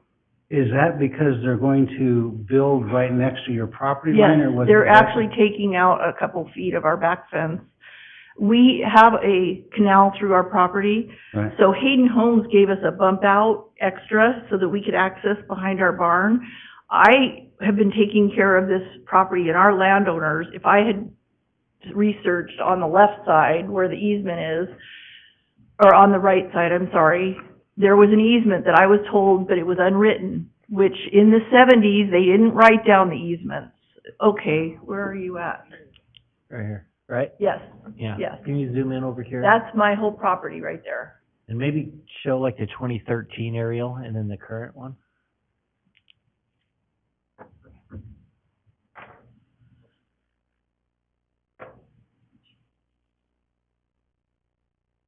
What it looked like before. So the road you're talking about right here, is that That was the one that I could have fought for, because for 20 years, our property had been taking care of it and accessing that side of the property, but I didn't. It was not worth fighting Corey Barton. So the only way we can access is in the front road on Marble Front, in where the gates were put in that $8,000 fence, so that we could always get machinery if we needed to. so like, are you talking about here? Yeah, there's no cutout, so I have to, Rob said I can drive over the sidewalk, but then there's gonna be a slant down the way the grading is. I don't even know if you can get a truck in there, which would leave us no access, because you can't come in from the other side. If our sewer or well ever went down, we'd have to have that front yard worked on, all the way to the back of our house is where our septic is. So basically, it's cutting off us from almost every side. So is that canal still there, or did they Yes, move that canal? it's canal's there. They moved it back, into my property and then moved it over.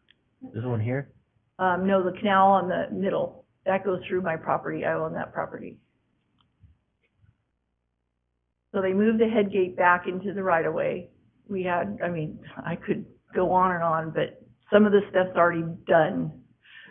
But the problem is, I don't know what the problems cause, and until I turn my irrigation on and it doesn't work. And then I was already worried about the back and worried about flooding somebody else's property.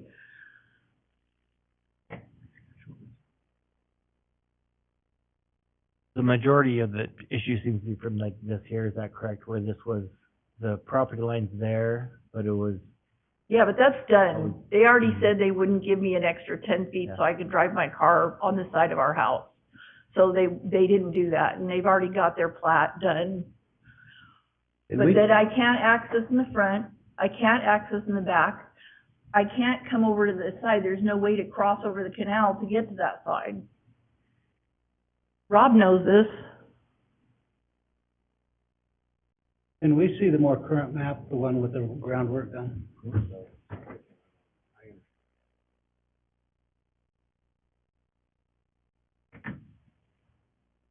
So is that accurate now?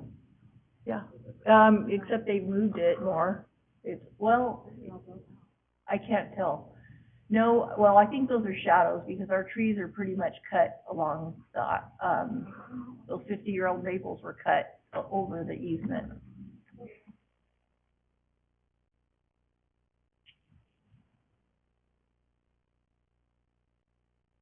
The pointer on that. What do you want me to point at? I don't know. I'm not.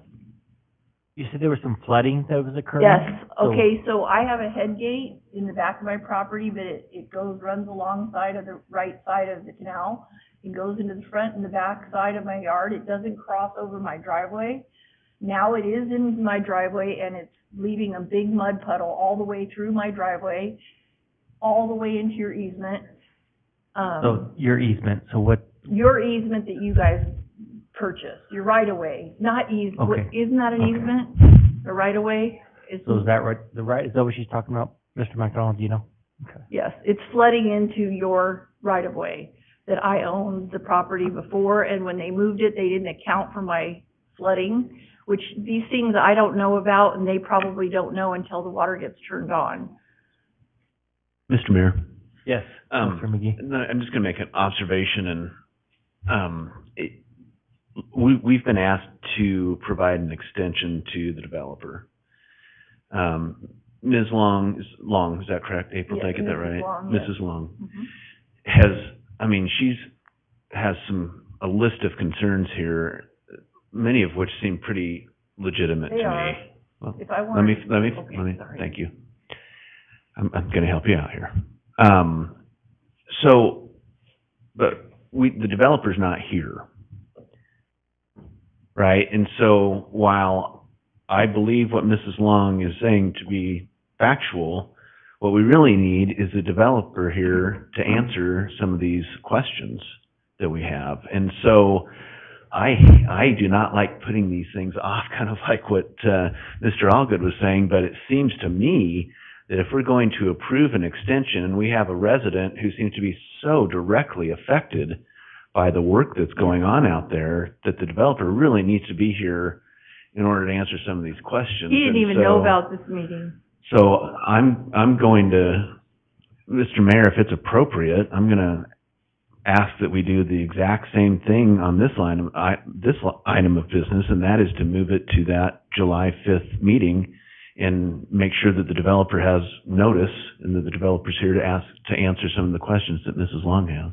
Yeah, no, I think that'd be very appropriate, and I think it'd be, also, and the developer definitely knew about this hearing tonight, so he should have been here.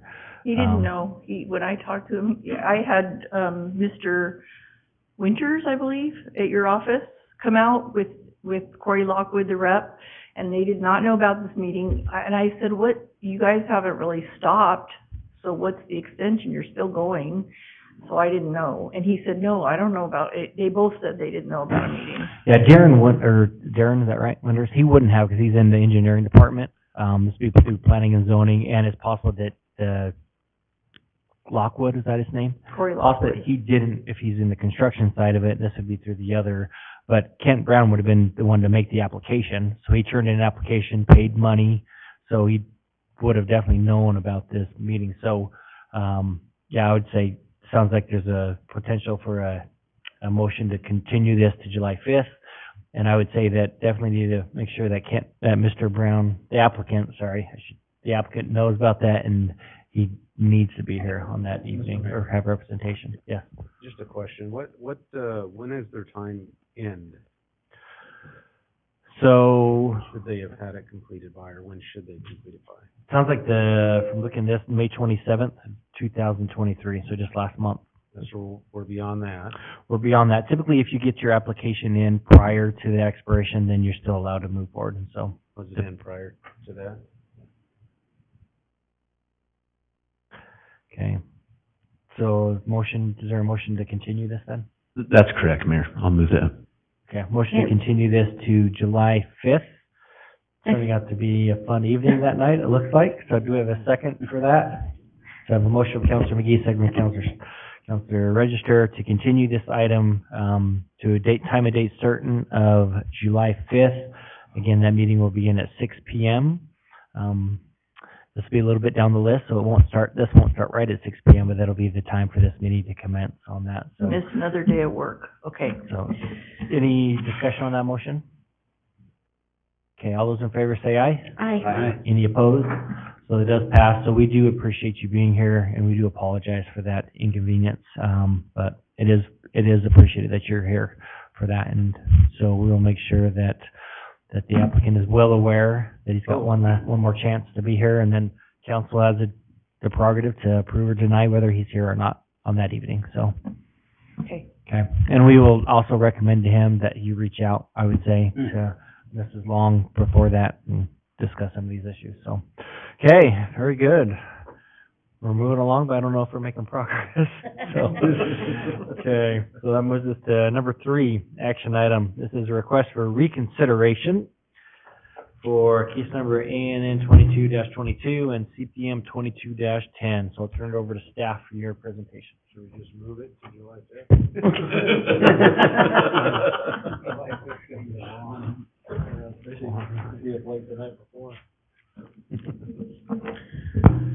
All right, Mayor and Council, so you have a request for reconsideration tonight.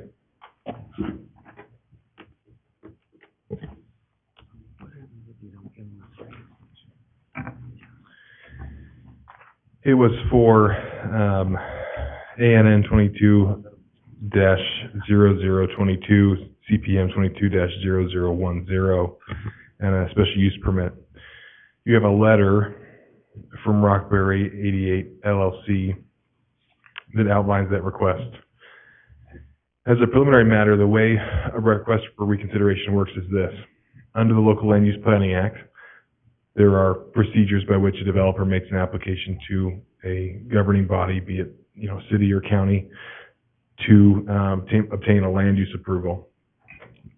If after going through that whole process, there's a denial from the governing body, the applicant has the opportunity to request that the governing body reconsider that denial. So what they do is they submit a letter, which this applicant has done, outlining the deficiencies that they believe exist in the decision of the council. The council then takes up the letter and, staying within the 4 corners of the letter, is supposed to determine whether or not a sufficient case has been made for a deficiency in the original hearing. And if the council believes that, yes, there was a deficiency in the original hearing, then the council can reconsider the application. And that involves having essentially an identical hearing to the one that was previously had, but with whatever information or additional procedural things that are complained about in the request for reconsideration itself. And if the council denies the request, then the prior decision remains final. A request for reconsideration is not meant to be a rehashing of the application itself. The letter is supposed to identify, again, specifically deficiencies in the decision or the decision-making process, or errors that, say, staff said that there was going to be 0.7 parking spaces per unit, and it turns out that there were actually going to be 1.7 parking spaces per unit. That would be the kind of thing that might justify, the council might say, well, that's a substantial factual error that was in the prior proceeding, and so we should come back and reconsider this. As a general principle, request for reconsideration can only be asked for quasi-judicial decisions. And annexations don't fall into that category. Annexations are legislative. And so there at least is an argument under the code. It's the opinion of me and our office that an applicant who has had a denied annexation is not entitled to a request for reconsideration and is also not entitled to judicial review of that annexation denial. So that is a component part of this application. Anyway, as you discuss this or as you review the letter, again, stay within the four corners of the letter and its attachment. It's not an opportunity to rehash to decide whether or not your decision was right or wrong. The question is simply, has something been presented that would make you not think that a different decision should have been reached, but that would make you think that the presentation and deliberation about this application should happen again. And the last thing I will say is that when an application is denied, there is no prohibition on an applicant bringing that application back when they get feedback from a city council that might indicate what they could have done differently to have their application approved. The one comment I'll make on that point is the applicant is here, and the applicant testimony is not a component of a request for reconsideration, but the applicant did express a desire either way to know, again, to that end, what kind of things they might have done differently to have obtained an approval. So I wanted to at least communicate that on their behalf. So that's what's before you. Do you have any questions about the procedure or what the questions here? Councilor Williams, let's see if you're going to ask the same question as Councilor McGee. Thank you, Mr. Mayor. So just to be clear, what you're telling us, Mr. Waterman, is because this was never annexed into the city, it's really a moot point, the request for review, because this isn't even a city property. So, Mayor, Councilman Williams, yes, in essence, that is true. From a where does an applicant go from here? Do they seek judicial review if they get their request denied? The component parts of the application that are related to the annexation, those would qualify for judicial review or for a request for reconsideration, but because they're tied to an annexation, which does not, they're essentially rendered moot. I have not looked into specifically the question of whether or not the council may grant a request for reconsideration for an annexation, but there's no right to have it reconsidered, if that makes sense. But it is true that the law does not provide for reconsideration for annexation, and it is true that the accompanying applications are rendered moot by the denial of the annexation. Yeah, Mr. Mayor, Councilman Williams asked essentially what I was going to ask. The other thing I would add to this, and Mr. Waterman helped me steer me in the right direction here, but I mean, during the testimony and discussion, the council has already stated what they felt was not appropriate about the proposal or thought that the proposal lacked. I mean, in fact, as I look at this letter, there's a few things that are even outlined of what the council talked about.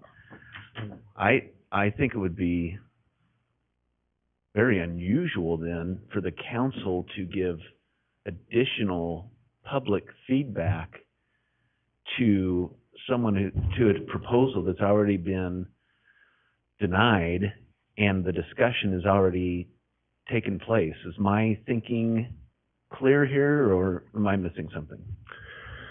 Mayor, Councilman McGee, no, you're correct. It would certainly be unusual. It is always the case at present that annexation requests are accompanied by initial zoning requests and generally subdivision requests and special use permit requests, things like this, which means that every time this council hears an annexation request, they're hearing it in conjunction with the type of thing that they cannot treat as a legislative matter. But in theory, an individual could, in fact, it has happened, somebody has brought I don't remember the name of the case, but somebody brought request for an annexation and a rezone. The annexation was granted and the initial zoning was denied. So there was a piece of property that was annexed into a city with no zoning, and the consequence of which was that the owner of the property was free to do literally whatever they wished to with the property because no rules applied to it. So anyway, it would certainly be out of the ordinary for the council to provide additional comments at this point about what the applicant could have done to obtain approval. And it is true that between the record itself and the FCO, which is a distillation of that, I may not cover everything that was discussed, but again, as the formal decision and as a distillation of the conversation, that hopefully there was sufficient commentary that an applicant could bring back a subsequent application making some of the changes that have been requested. Okay, thanks, Mr. Waterman. I think that's right. And I mean, it's no disrespect to the developer, but I'm trying to envision how this would work. Would they stand up and ask, get to the podium and say, well, why didn't you guys approve this? And what was it specifically? And then, so is Councilman Register supposed to answer just the concerns that she had? And then does Councilman Williams, I don't see this really working well, especially considering that we're already on the public record as stating here.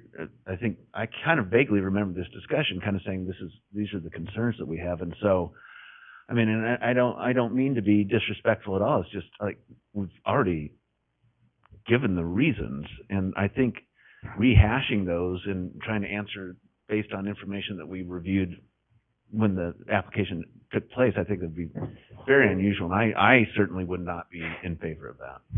Yeah.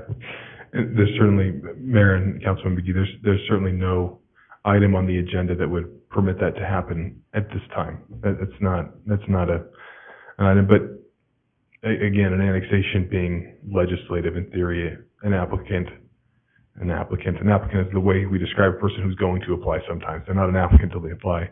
But in theory, a citizen could come to the council members individually or any two of you and ask, what kind of criteria are you looking at when you're considering annexations in general? So anyway, I had a discussion with the applicant, and they had expressed that as a desire, and I wanted to pass it along because I had expressed that I would be willing to do that. So I'm trying to meet my obligation there. But the item that's actually before you is solely a request for reconsideration on the items that are listed in the letter. It is true that everything besides the annexation is rendered moot by the annexation being denied. And it is also true that I do not know the answer for certain as to whether or not you can reconsider an annexation. What I am certain of is that an applicant doesn't have a right to have an annexation reconsidered. So just to kind of clarify and make sure we're on the page. So again, tonight, we're not taking testimony, we're not deciding on the validity of the request to approve or deny, the original request. It is simply the letter that is provided to staff. Does it provide the information where City Council feels that reconsideration is appropriate? If the decision is yes, then notifications would be sent out, new hearing would be scheduled, not on July 5th, so don't worry about that. We're not going to stack it on that. We don't have enough time to do it then. But if you feel reconsideration is appropriate, given what's stated in the letter, then that would be a motion to approve it, and then that would go to staff to re-notice in the paper to the property owners, come back for a full-fledged hearing on that.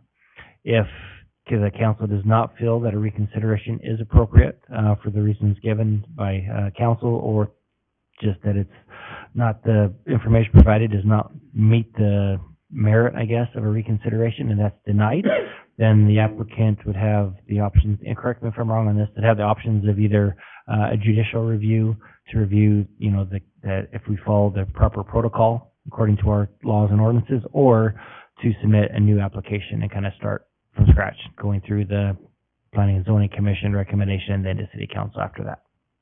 So, That's correct. Mr. Riley, one modification I'll make is that if the applicant sought judicial review, the position of our office, and likely the city also, would be that they're not entitled to it because a component of this is an annexation. So it is my opinion that their sole remedy, should they be denied, is to submit a new application incorporating some of the things that they've listed in their letter. Very good. Which would kind of be those things that were stated by council, corrected then. Okay. So, clear as mud now that we all mixed that up, but if you have any other questions of council or questions of each other or discussion or comments or even motions. So. Mr. Mayor, I just have a comment. Yeah. So, I'm familiar with this, with not this specific case, but I've clearly asked Mr. Waterman about annexations and things of that nature. I'm not sure that, again, I agree with Councilor McGee that it's not disrespectful, but I think if we go down this, then every one annex that we may deny will be back in here again to do this based on a decision that we may make tonight. So what I would like to see is us not consider the request and that they just reapply with a different plan based on what they think we're looking for. It's all public record, everything that everyone said's on there. And so that's my opinion on it. Okay. Councilor Williams, did you have a comment? I'm prepared to make a motion. Yeah, go right ahead, always appropriate. Based on the fact that the annexation, which is a judicial matter, was denied, I move that the request for reconsideration of case number NN 22-22, CPM 22-10 be denied. Good. Do we have a second for that motion? Second. So we have a motion from Councilor Williams and a second from Councilor Register for denial of the request for reconsideration. Any discussion on that motion? Mr. Mayor, I'll just make it really quick, and I hadn't even considered what Councilman Doty said, and that is the precedent that would be set if we were to do that. And I just want to make sure that, again, it's not, I don't think the council's being disrespectful. It's just a matter of trying to follow the correct process, and it's not obstinate or, take this. It's more like, hey, we really can't do this. And so, with that, I'm totally supporting the motion. Yeah. Any other discussion? Okay, so I do not believe so, correct? So at this time, so I apologize for that. So we do have a motion on the floor in a second. We had discussion. Any further discussion? Okay, we can just do this with a voice vote, correct? Okay. All those in favor of, again, a yes vote is for denial of the reconsideration. So all those in favor of the motion for denial of the reconsideration signify by saying aye. Aye. Any opposed? Okay, that motion passes, so that is denied. And I do apologize, but for protocol cannot, with a motion, especially with the motion on the floor, cannot take any testimony from the audience on that. So, highly recommend to get with talk with staff this evening if you like, or tomorrow, and to see the next steps for following through on that. So, appreciate you being here. Motion is passed, and can I just make one comment? So if you'd like to wait till after the meeting, we can definitely talk. So we do need to continue on for that. So, but you're more than welcome to stick around. Okay, and we are close. So that moves us to action item number 4. Consider resolution approving the request for reallocation of ARPA funds from infrastructure improvements to the citywide comprehensive plan update in the amount of $180,000 to be used by the Planning and Zoning Department. Good evening, Mr. Mayor and Council. This is a request, as the Mayor just read, for a reallocation of ARPA funds to be used to do our comprehensive plan. I like to call it an update or refresh. As we've discussed over many months, we've had a lot of comprehensive plan amendment requests. We recognize that there's been some areas within our current future land use designations that need to be re-looked at, even along our boundaries, considering that NAMPA has just done some additional specific area plans along our boundaries and is also enlarging their impact area. Middleton has made some significant changes recently, and so it would be valuable for us to relook at ours as well. In addition, the city is taking on some other master plan updates right now. I believe the engineering department is in the process of a transportation master plan. The Parks and Recreation Department, now that we have a full department on board, will be doing a master plan for parks and pathways and trails.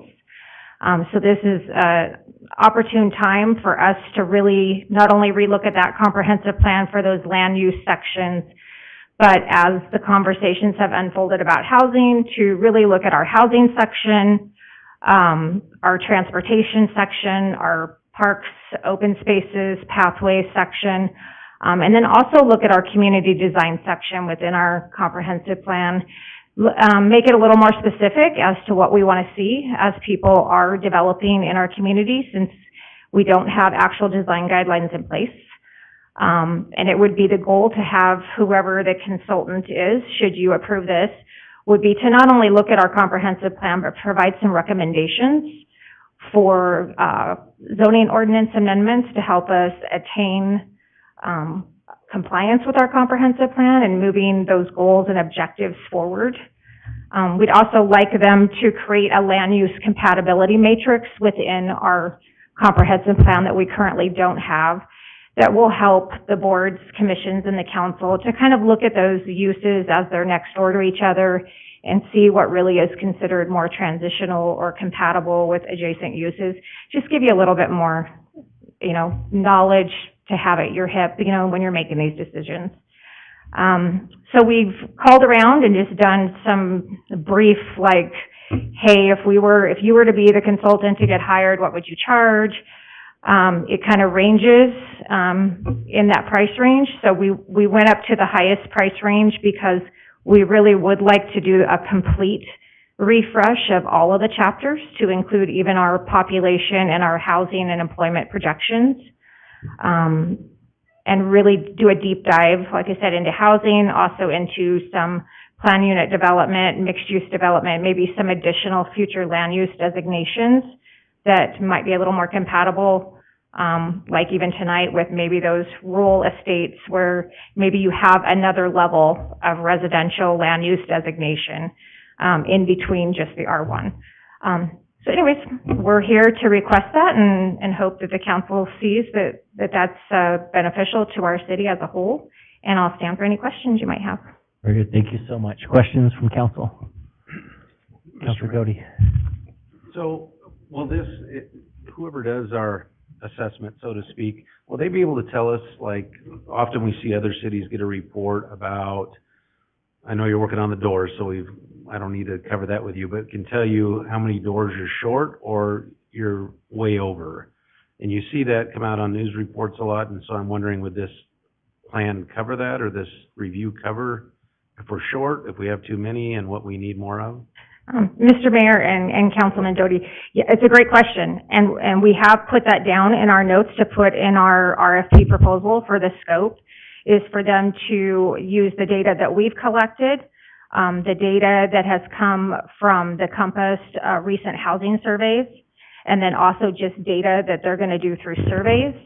And we're going to get some better numbers on the doors, but also a deep dive into more what are those housing types and what are those missing housing types and what's the most advantageous location for those to be.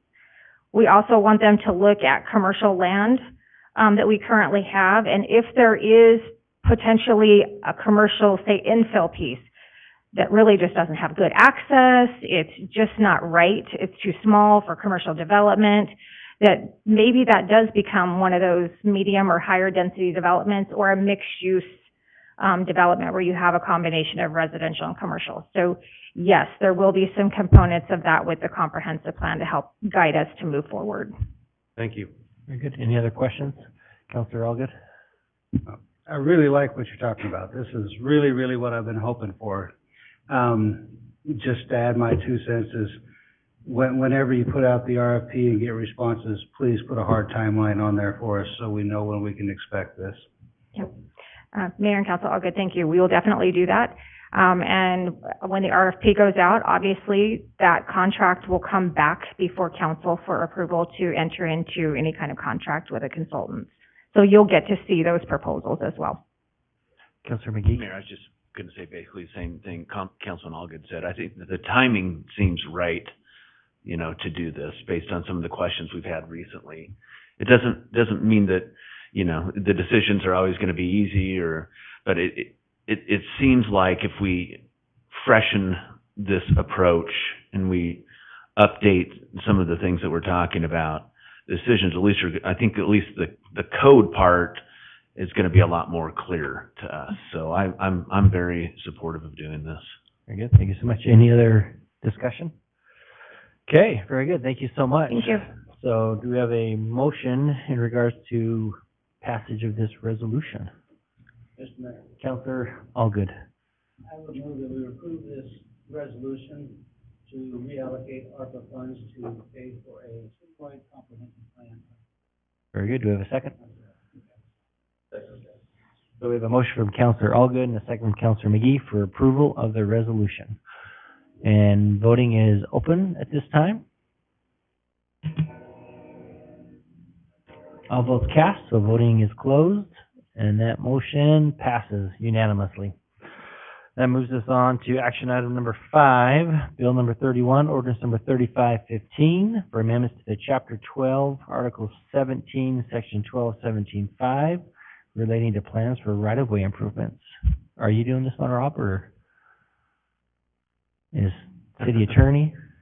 Or are you, Debbie? Well, I don't know. I know that I was part of it, but that insurance. If you can be short and quick, we'll let you do it, Douglas. Which I know is tough for an attorney, but you're not getting paid by the hour tonight, so you can go quick. I can promise to be short-tempered at least. Is that good enough? All right, let's see here.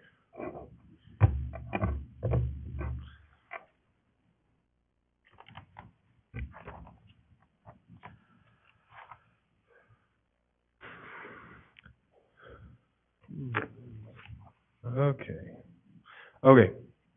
So, Mayor and Council, the city of Caldwell has run into issues where somebody has obtained a right-of-way permit or doing work in the right-of-way, someone building developing something or doing some sort of improvement to a property, and then they cause damage through neglect or negligence or whatever else to somebody passing by. So we had one recently where, without getting into the specifics of it, but you can have a circumstance where this, a pothole is caused by activity in the right of way, someone hits it, and then their car is damaged. And so the city wanted to sort of beef up its right-of-way permit process and oblige that people who are submitting applications to do work in the right-of-way check certain boxes. So instead of having right-of-way permits be something that lives in the engineering department's regulations, we took it and codified it, going from being this sort of general improvement plans to now you have to get a right-of-way permit. No work can be done without a permit. The engineering department can still set out requirements for the permit, et cetera, et cetera. Existing in the code was an obligation to have 3 sets of plans that has remained, but now in addition thereto, someone who wants to do work in a right-of-way will have to provide a traffic control plan that's compliant with the applicable IPWC and the Caldwell supplement to that, as well as proof of insurance and an amount not less than $1 million. So the combination of things will be that the city has a more formal process for right-of-way permits, that a right-of-way permit application will include a traffic control plan, it will include a proof of insurance, and that way if somebody is harmed, if somebody's injured, there's some liability that arises, while that company is doing the right-of-way improvements, when we get the complaint about it, we'll have an insurance certificate that we can send them and say, here is the insurance company for the company, here's the insurance provider for the company that was doing that work, and you should submit a claim to them. And that's all I have. Okay, very good. Any questions from council? Okay, very good. Thank you so much, Mr. Waterman. Appreciate it. So again, this is bill number 31, ordinance number 3515 for amendments to chapter 12, relating to plans for right-of-way improvements. Do we have a sponsor of this bill and ordinance? Mayor. Councilor Doty. I recommend that we approve bill number 31, ordinance number 3515. Very good. Do we have a second? So we have a motion from Councilor Doty and a second from, was that Councilor McGee? For passage of bill number 31, ordinance number 3515, relating to plans for right-of-way improvements. With this request is to move for its passage by title only and approve the summary for publication. Any discussion on the motion? With that, then the voting is open. All votes are cast, so voting is closed, and that passes unanimously. And that moves us on to action item number 6. Feels like it should be 16, but it is only 6. So this is for the finance report. Mayor. Counselor Williams.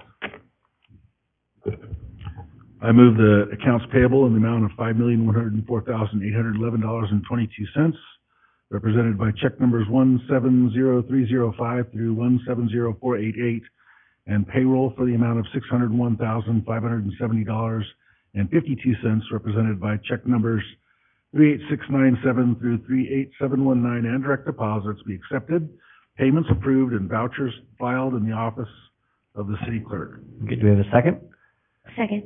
Motion from Counselor Williams, second from Counselor Register for approval of the finance report. All those in favor say aye. Aye. Any opposed? Motion passes. Council reports. Counselor Register. No, I don't, I've talked enough. Counselor Doty. Just a shout out for our 4th of July parade and our rodeo in July. Be the one August, coming up, actually. August. We're getting there. Yeah, you know what I'm trying to say, the very next rodeo that's coming up. So we have the 4th of July parade and then the rodeo, and we certainly appreciate the community's support in those events. Very good. Counselor Williams. Thank you, Mr. Mayor. Probably enough has been said, but it can never be enough. So many people concerned about traffic right now, and I think Char has done a great job in your office of putting out information. At the same time, I think we need to keep saying that, and there's a lot of complaints about why everything's closed all at once, and indeed, some of it is ITD, and it's out of our hands. And I think it's, as much as it's not saying it's not our fault, it is important for people to know there are a lot of entities involved in this, and now we're getting ready to shut down Ustick and Middleton, and I just want to make sure everybody understands that this is Barriers on it. Sorry? Sorry to get barriers on it when I come Yeah, here. this is a lot of different entities working at the same time, and no really blame to be cast, but I think we're working as quickly and efficiently as possible to remedy the situation and get things open again. I don't know if there's anything else you want to add, or maybe you were going to, but Yeah, I can. for it's sure, just, when I get to it's my just, point, I think so. it's just important that we keep saying as much as we can. Yeah, definitely. Thank you so much. Appreciate that. Counselor Allgood. Very good. Counselor McGee. Excellent. Okay. So just a few, I'll go ahead and touch on that traffic. So appreciate you bringing that up. So Mr. McDonald and I had the opportunity, privilege to go out and meet with angry business owners on Friday. We went out, and actually they were very hospitable. I met with the angry one by myself on Wednesday and spared Rob of that. But appreciate, we've been able to, kind of learn from past mistakes and doing a better job on notifying the business owners. We hired an outside consultant that's an expert in this, that ITD uses frequently. And so they've been doing a great job getting out mailers, getting out notifications, working with Char. We meet weekly, me, Rob, and Char, to kind of go over, where we're at with projects, make sure the word's getting out, and open communication. That is so key, with those business owners along there, that if they see an issue, let us know and let's see what we can do to fix it. So we've been working really hard on that, and it's just kind of that culmination of all these projects landing in our lap, being delayed for many, many years, and got to a point where we can't delay them anymore. And so we just got to go out and get it done. So we're definitely working really hard on that. 4th of July was mentioned, so that's coming up before our next city council meeting, actually. So don't party too hard that night, because we're going to have a long night the night after that. So be plenty of fireworks the 5th as well as the 4th. So, but anyway, the 4th of July is amazing in the city of Caldwell. I'm really excited for that, and for the fireworks show, and for the parade, and everything that'd be associated with that. And then, the rodeo. So don't forget that the Cold Night Rodeo is coming up in August. And next year will be the 100-year anniversary of the Caldwell Night Rodeo, the greatest rodeo in all of Idaho. And so we look forward to that. And so we're going to start building for that next year, this year. So, working with CNR to see what we can do to get that word out this year about next year being the 100th year, to get people start thinking about coming to Idaho, coming to Caldwell to celebrate that. So I'll be talking soon with our Public Works Director to see what we can do to move a few projects up and get them going a little bit quicker on that. So we'll be talking tomorrow about that, but just be on the lookout and just trying to, re-engage the community about some of the great things we used to do to promote the rodeo, and see what we can do to get that going again, and just get that out on the radar. So looking very much looking forward to that. So, I think I'll stop there because we do have a quick executive session and don't want to be here too much longer. So with that, I will stand for a motion to adjourn, or sorry, no, we can't adjourn yet. Dang it. Motion for executive session, and please include the reason for it in your motion. Counselor Allgood. So that we move into an executive session based on Idaho Code 74-206, subsection 1, subsection C, for discussing the acquisition of a... Good. Do we have a second? Second. Motion from Counselor Allgood and second from Counselor Doty to go into executive session for the reasons as noted in the motion. Madam Clerk, please call the roll. Yes. Yeah. Yes. Yes. Register? McGee? Yes. Very good. So that motion passes. So we are going into executive session. If you'll excuse me for a few minutes, go talk to these developers with some staff, and then we'll get started on that. So.